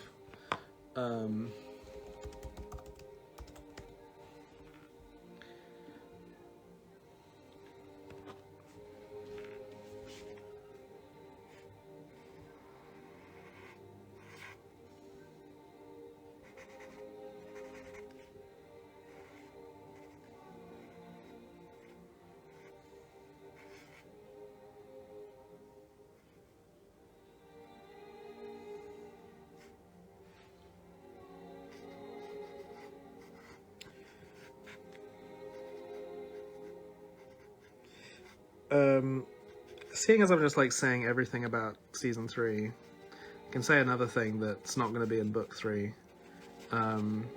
which was like what we were going to do with Pauline. And there was going to be an episode called America's Most Haunted Theme Park Attraction Celebrities or something. And the idea was that like a camera crew comes and films a like paranormal documentary show in Dead End, trying to contact Pauline, and Pauline would be the one who actually hired this crew, and she's like, okay, I'm at peace with my like death, but I'm gonna now start to reboot my career as a ghost, as a famous ghost. And she thinks that this will make her really famous, but then realizes that the camera crew are framing her life as like really pathetic, really tragic. No one liked her. They interview a bunch of like people who worked with her on movies, and they're like, yeah, she was a nightmare. And basically it's all backfiring. But the one person who doesn't want to take part is Barbara. And she's like, I have nothing to say to Pauline. But they keep trying to get her on because she's the person who knew her the best. This would be like a weird episode where Barney, Norma, and those characters would like be really secondary. They would be interviewed, but the most of the episode was going to be like a new character, like a reporter. And basically the culmination was going to be that we find out what Pauline's unfinished business is and why she can't pass on. And the unfinished business was that she thinks it's that she never achieved her dream of winning an OO, which is winning every Oscar category on the same night. And that she wanted to like have a #1 single in every continent, and she's never been able to crack Antarctica. But her actual unfinished business is that she never said sorry to Barbara. And so the episode would have ended with like some spy cam footage, like off the documentary, of Barbara sitting beside Pauline, and Pauline realizing that she's never done this and saying, I'm sorry. And then Barbara would have turned back and Pauline would have been gone. And that was how we were going to write Pauline out. But we didn't. I need to come up with some inspirational advice for Logs to say.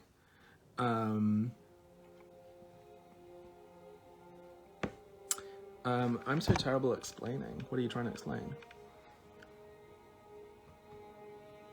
Okay, you're explaining something I said earlier. I am rambling completely.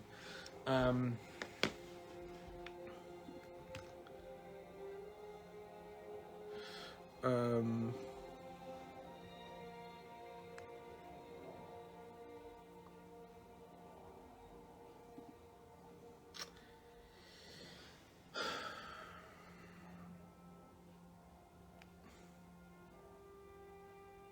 I'm really bad at inspirational quotes because I feel like they don't do much good at inspiring. I feel like maybe this is where I'm going with it. It feels like advice is the easiest thing to give and the hardest thing to take, and most advice you give is something you should be telling yourself. So if you're asking for inspirational advice, maybe you're really good at giving it, and that, I don't know. Well, I've drawn a logs. I'm gonna write I'm gonna write something personal, so I won't share it. But that's little logs, and I'm gonna write something from the heart.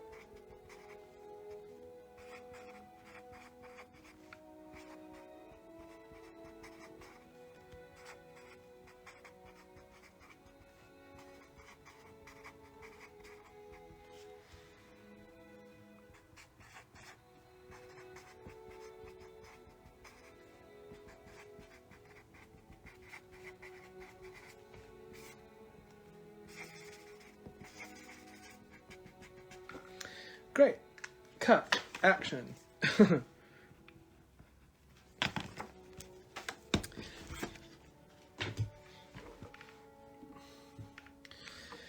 Alex wants a Pugsley sketch. How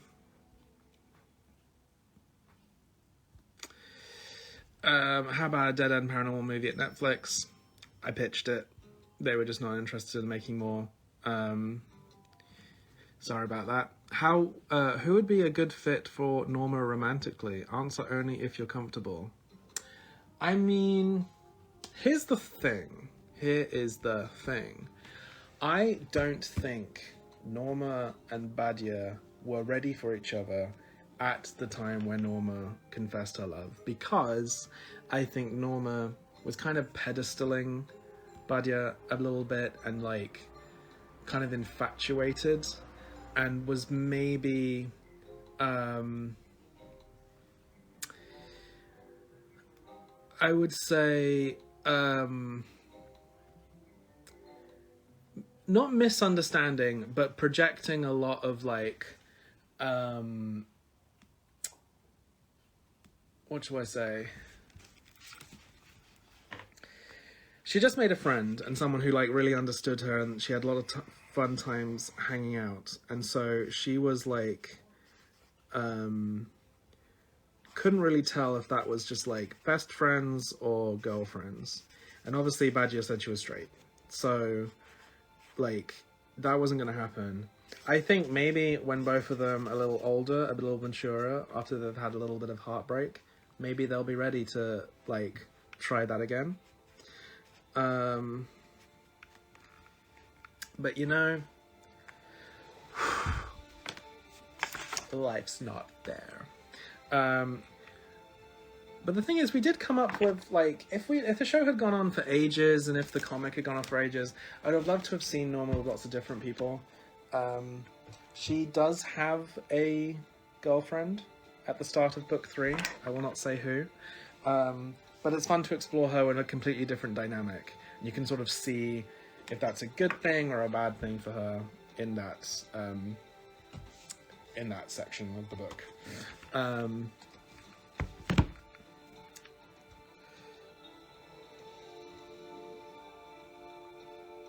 This is a good question. In the book, she 100% does. In the show, I think she does. I think she does. I really wish we could have like said it out loud, but I think the way that her mum handles her feels like she's read every single book about like how to bond with your autistic daughter, but she's just like doing it too much. She's like sort of sticking to the book and not like talking to her daughter. It's just sort of an experience that many of us have had. Would you consider doing a book signing or meet and greet in Brighton? I'd love to, if there was a good turnout. My brother lives in Brighton, and it's where I met my husband actually. So I'd love to come down and meet friends there. Is there a way we can help support the show? I mean, just keep watching it, keep talking about it. I don't think it's going to reverse any decisions, but it will certainly help with whatever I pitch next. I'm currently developing a few shows, so if you support me and watch those, if they ever come out, that would be really happy.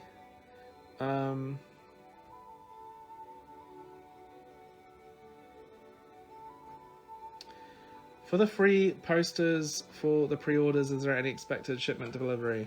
I don't know, but they are coming. I know that they're gonna... I know they're going to come a little bit afterwards, but I don't know the exact date. Sorry about that. Can you explain why Courtney had the cuffs in the show? It was just part of the added storyline we had of Courtney being banished. We liked the idea of hinting at the angels really early on. We tried a few different things. The cuffs felt the most... easy to fit with the character design, but we did try an ankle bracelet at once, but it was just a bit too cumbersome. Will you be signing at any UK events this summer? I'm doing London MCM Comic Con at the end of the month. That's 3 days, the last weekend of May. And I think we're trying to organise some stuff with maybe Gosh or Travelling Man up north. I don't fully know yet, but I plan to.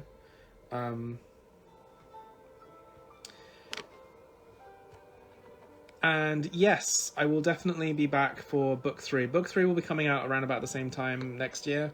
I don't know which coast I'll be doing. I'd love to do both, but again, I often have to pay for it out of my own pocket.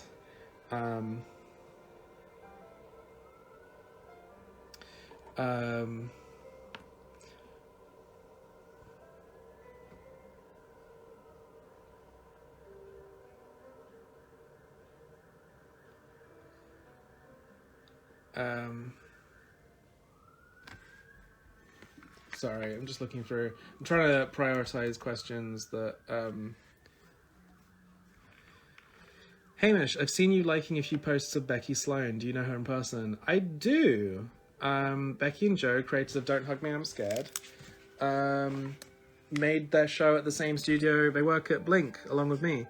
And we were both doing like the final mixes for our shows at the same time.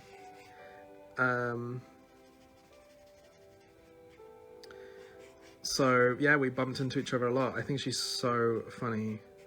The thing I'll always remember is that I went to this like screening premiere of Don't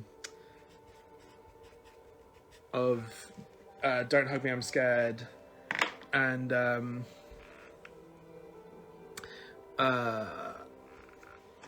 Joe said a bunch of like nice things about the crew and about the experience making it, and was like, yeah, thank you, it's amazing, blah blah blah, and blah blah. It was really nice and sweet. And then he handed the mic to Becky. It was like, do you have anything to say? And she said, I just want to say Deadpool 2 is as good, if not better, than Deadpool 1, and I'm just every day wowed that they managed to keep up that quality level film to film. And I just thought that was the funniest thing. That's all. That's all.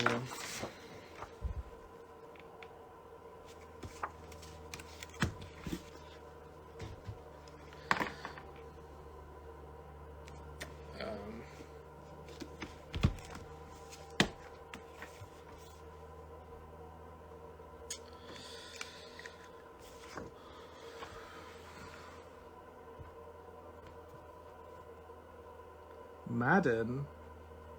I don't know what Madden is. There's so many questions.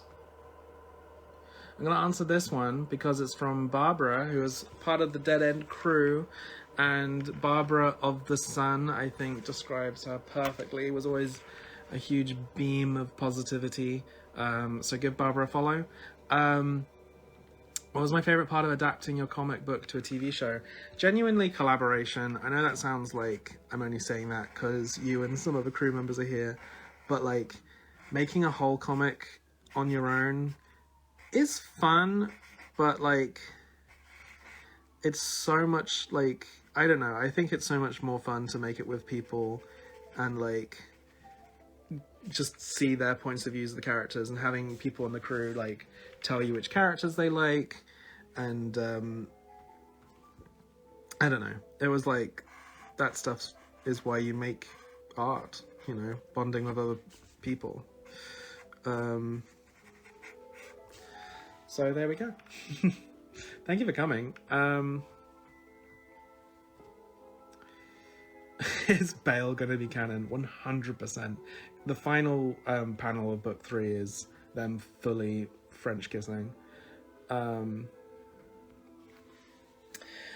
did Courtney recognize fingers at the beginning of season 2? This is a good question. It's not that Courtney recognizes fingers necessarily. They've never met. It's that Courtney knows what fingers is. Courtney is aware that like, and what fingers means. Courtney is aware that fingers is an angel, and you know, so when Courtney is saying, like, no, not you, it's more like, no, not the feds. Did anyone catch that the whole second season is all about ACAB?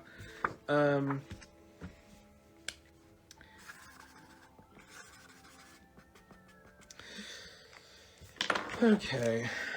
Sorry, I really need to speed up. We're into hour 2 and I need to eat. But we have 3 more of the VIPs. Then I'm going to ask Streamily if I need to do another signing for the rest. If I do, I will, but I will, like, go through them really quickly because I want you to get these books as soon as possible.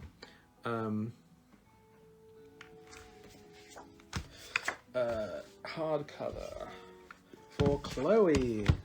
Also, the lighting is getting really, really bad here.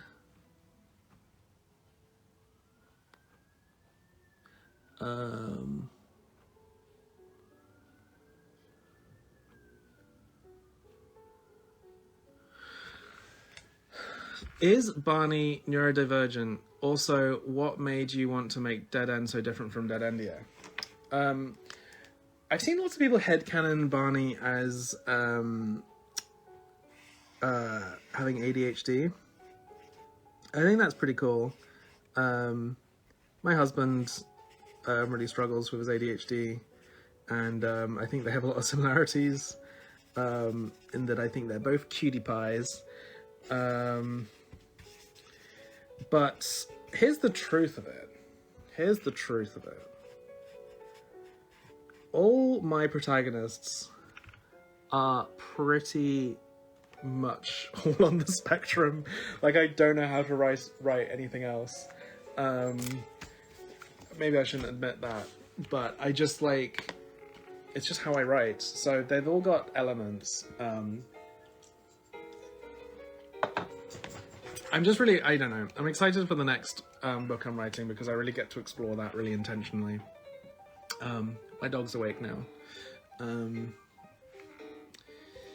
But why did I make it different? It wasn't intentional, really, when I started off. I mean, I think the main thing is that I started writing DeadEndia when I was, like, 19. And I'm, like, 32 now. And, basically, just when you are adapting something that you wrote so many years ago, you're really lucky if it's, like, already perfect and doesn't need any work. But that's gonna be not everyone's experience. And so I still really like the comics, but it felt really silly to have a room full of amazing writers in their own right, and you know, not use their ideas. It would be really silly for me to be like, actually no, the way I wrote this when I was 19 is the only way you can write this, and you have to stick to every letter. So I really embraced their point of view. One of the things we did on the first day was like, what do you like about the books? What don't you like about the books? And we like really ripped them apart to just make the show what it was. So I think that was a fun way of adapting it. So Chloe has asked for a drawing of Norma. I realised I didn't show the last drawing. They asked for just a sketch of Courtney. This is from Alex. Alex asked for a Courtney. So there you go. There's a Courtney. But Chloe has asked for a Norma from the show saying something encouraging or fave line in the show and adding a sentence at the end saying, "Thanks, Poten." I can do that.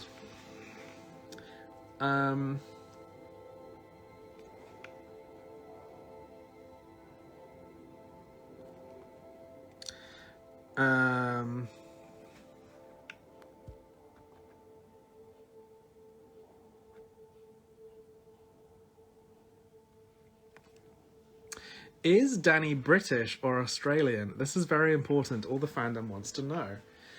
So in the show, he's American, just because. But he's meant to be Welsh. All of his slang is Welsh slang. So he's British, but specifically Welsh. But all of, you know.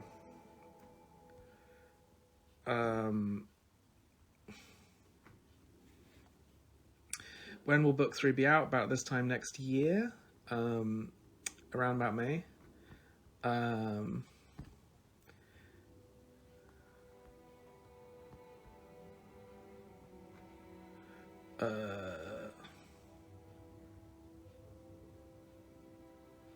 Here's a good one. Did you have any fun little ideas that would have been wouldn't have been full episodes but could have been a nice extras episode? That's a good question, because there is lots, and part of it is because we did 20-minute episodes. If we'd done 11-minute episodes, there would have been a lot more time for ideas that couldn't sustain a full 20 minutes. We really wanted to do an episode of them going to karaoke. We had an episode of them doing like a work talent show.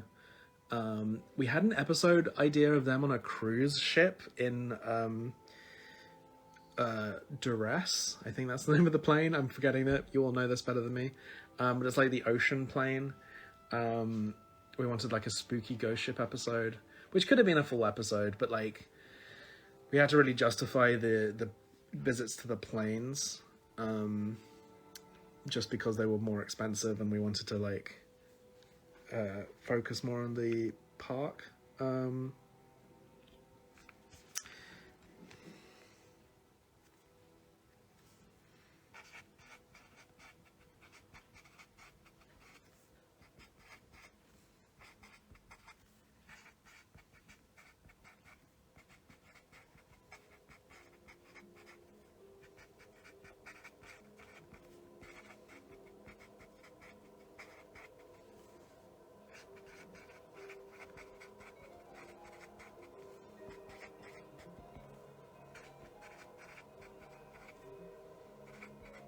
Sorry.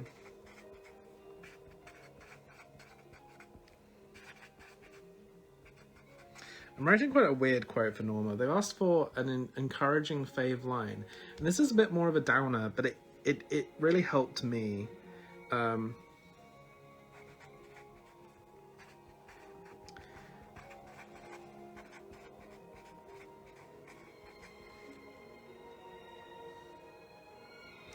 It is a little bit of a weird thing to say, but it's the only thing I can really think to say. So the second book is dedicated to someone called Lachlan. He was a really good friend of mine, and sadly he lost his life to suicide.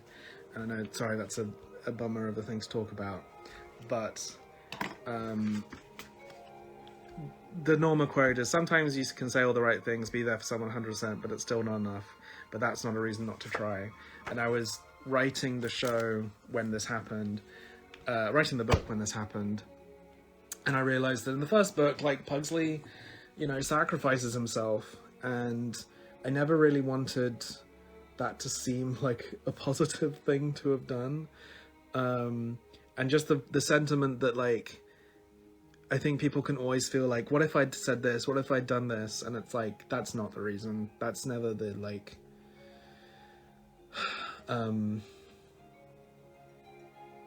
it's kind of out of your hands. As much as you want to save someone and be there for someone 100%, like, sometimes it doesn't work and it's not your fault. So I'm sorry if that's a bit of a bummer, but it's a quote from the heart. It's the one that came to my mind. We've got two more. Sorry, we're almost there. I just keep being distracted by questions. This is for Riley. They'd asked for Pugsley and Barney hugging, which I can absolutely provide.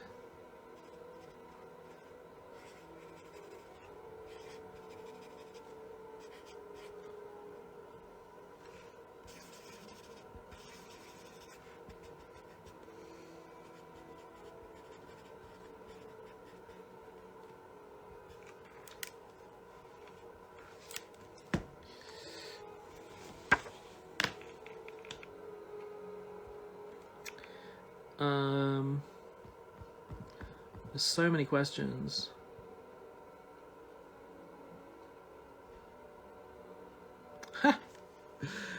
Any succulent meals recently? One of my local pubs does a Malteser cheesecake and it's yum. That sounds very nice. I was just in LA and I made a series of tweets saying that I hated the food. And I feel a little bad because obviously I had lots of good food there as well. I think I was just a little shocked at vegetarian options. LA is known as, like, you know, everyone there's like vegans and hippies and stuff. And I went there and, like, I'm sorry to say, London is excelling when it comes to vegetarian options. Like, I feel with LA, there was a lot of, like, I think they kind of separate the vegetarian restaurants and the meat restaurants. It's like you have to commit and go, and all your friends have to accept that's where you're going. So there's a lot of, like, speciality vegetarian places, but you also have to, like, drive miles to get to them. Whereas in the UK, even the, like, most dirtiest of pubs will have, like, 3 or 4 vegetarian options designed to attract meat eaters. Like, it's not the vegetarian option, it's like extra options that meat eaters might really like. And I think in America it was mostly just like, here's a veggie burger, or here's, like, an Impossible Meat, here's, like, one of our meat options that we've, like, made vegetarian for you if you have to make a fuss. And I was just really surprised by that. That said, I had some really nice meals as well. We went to a restaurant where we had, like, a pizza with, like, a huge dollop of soft cheese on it and, like, lemons on it, and it was crazy. And it came with potatoes and we had some lettuce. I think sometimes when you're traveling you eat a lot of junk food, and we were like, I need to just bite a crisp vegetable, so we went out and got that. What was it? Yeah, I had a good time. So sorry if my, like, negative thought on food seemed too negative. Can you tell that I'm, like, losing my mind?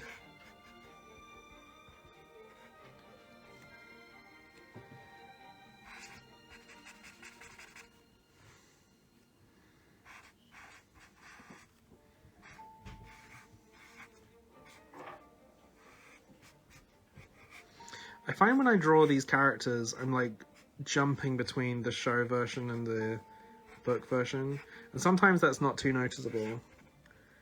But I've fully drawn book Barney here with show Barney's hair. But that's fine, right?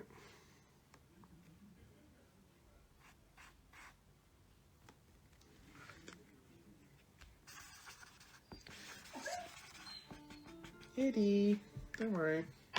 Almost done. There it goes. He doesn't like that I've been doing this for too long. But that's fair, I have been doing this too long. I've got one left today. Still got a huge pile here. This is what's left, actually, but I've only got one left of the VIPs. Okay. This is my drawing of Barney and Pugsley hugging.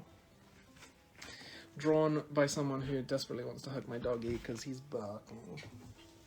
Okay.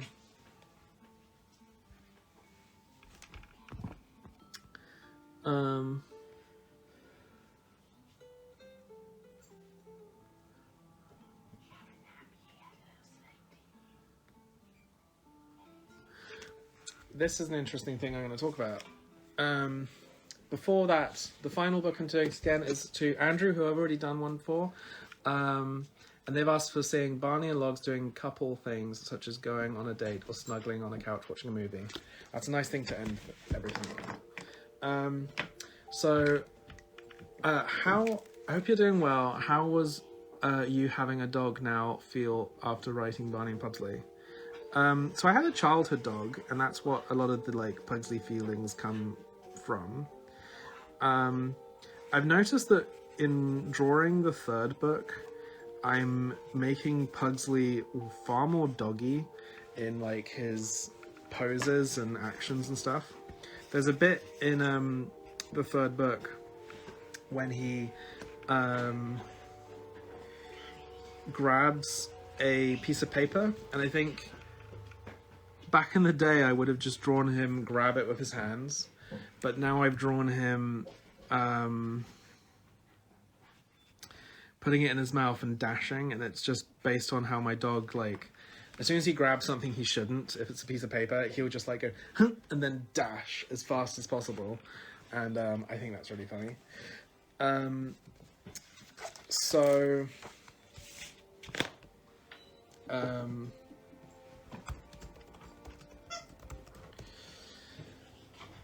Again, sorry to talk about my next book all the time, which doesn't even have a title yet.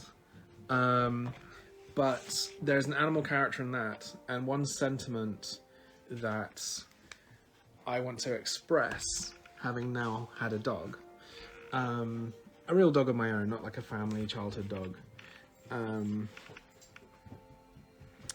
is... So my dog's still like a puppy, even though he looks like a ring wraith.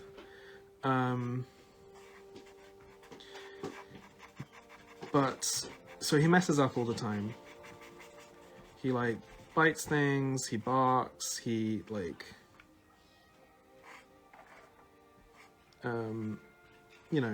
he's still not perfect in terms of behavioral stuff. But I still love him unconditionally. He makes me so happy. And I feel like if he can fully like bite and bark and pee and poop and do all the things he's not supposed to, and I can still love him unconditionally, then I'm also deserving of love, you know, when I make mistakes. And I feel like that's sort of the sentiment I want to get with this animal character, that they're like kind of scared and afraid of the world. And they're just learning, and they're not bad. Hello. He's joining in now. So that's just like a thing I've been thinking about a lot. Like, it doesn't matter, like, I don't know. I'm rambling now. I'm really tired. I'm gonna have some dinner in a second.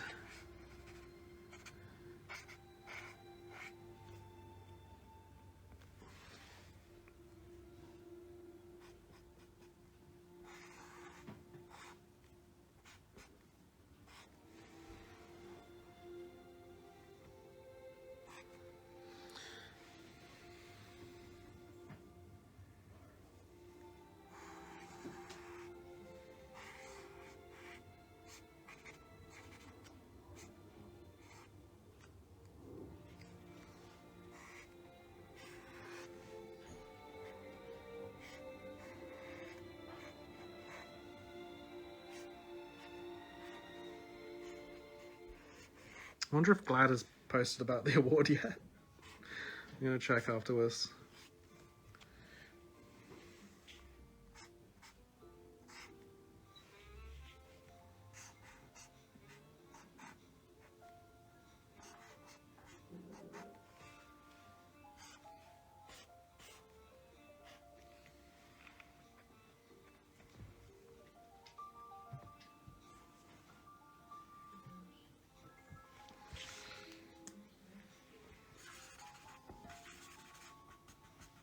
So I've drawn Eddie. I've drawn Barney and Logs. Doing little couples night on the couch. Sorry about Eddie. Eddie. I think he's hungry. Eddie, come here. Let's see the people. First of all, here's Barney and Logs having a little couple night on the couch, watching a movie. And here is... Oh no. Oh. You're feeding him now? Yeah. Okay. He's being fed. Say hi. I was going to show the people, the baby. But I don't know if he's going to want to now that you've picked up his bowl.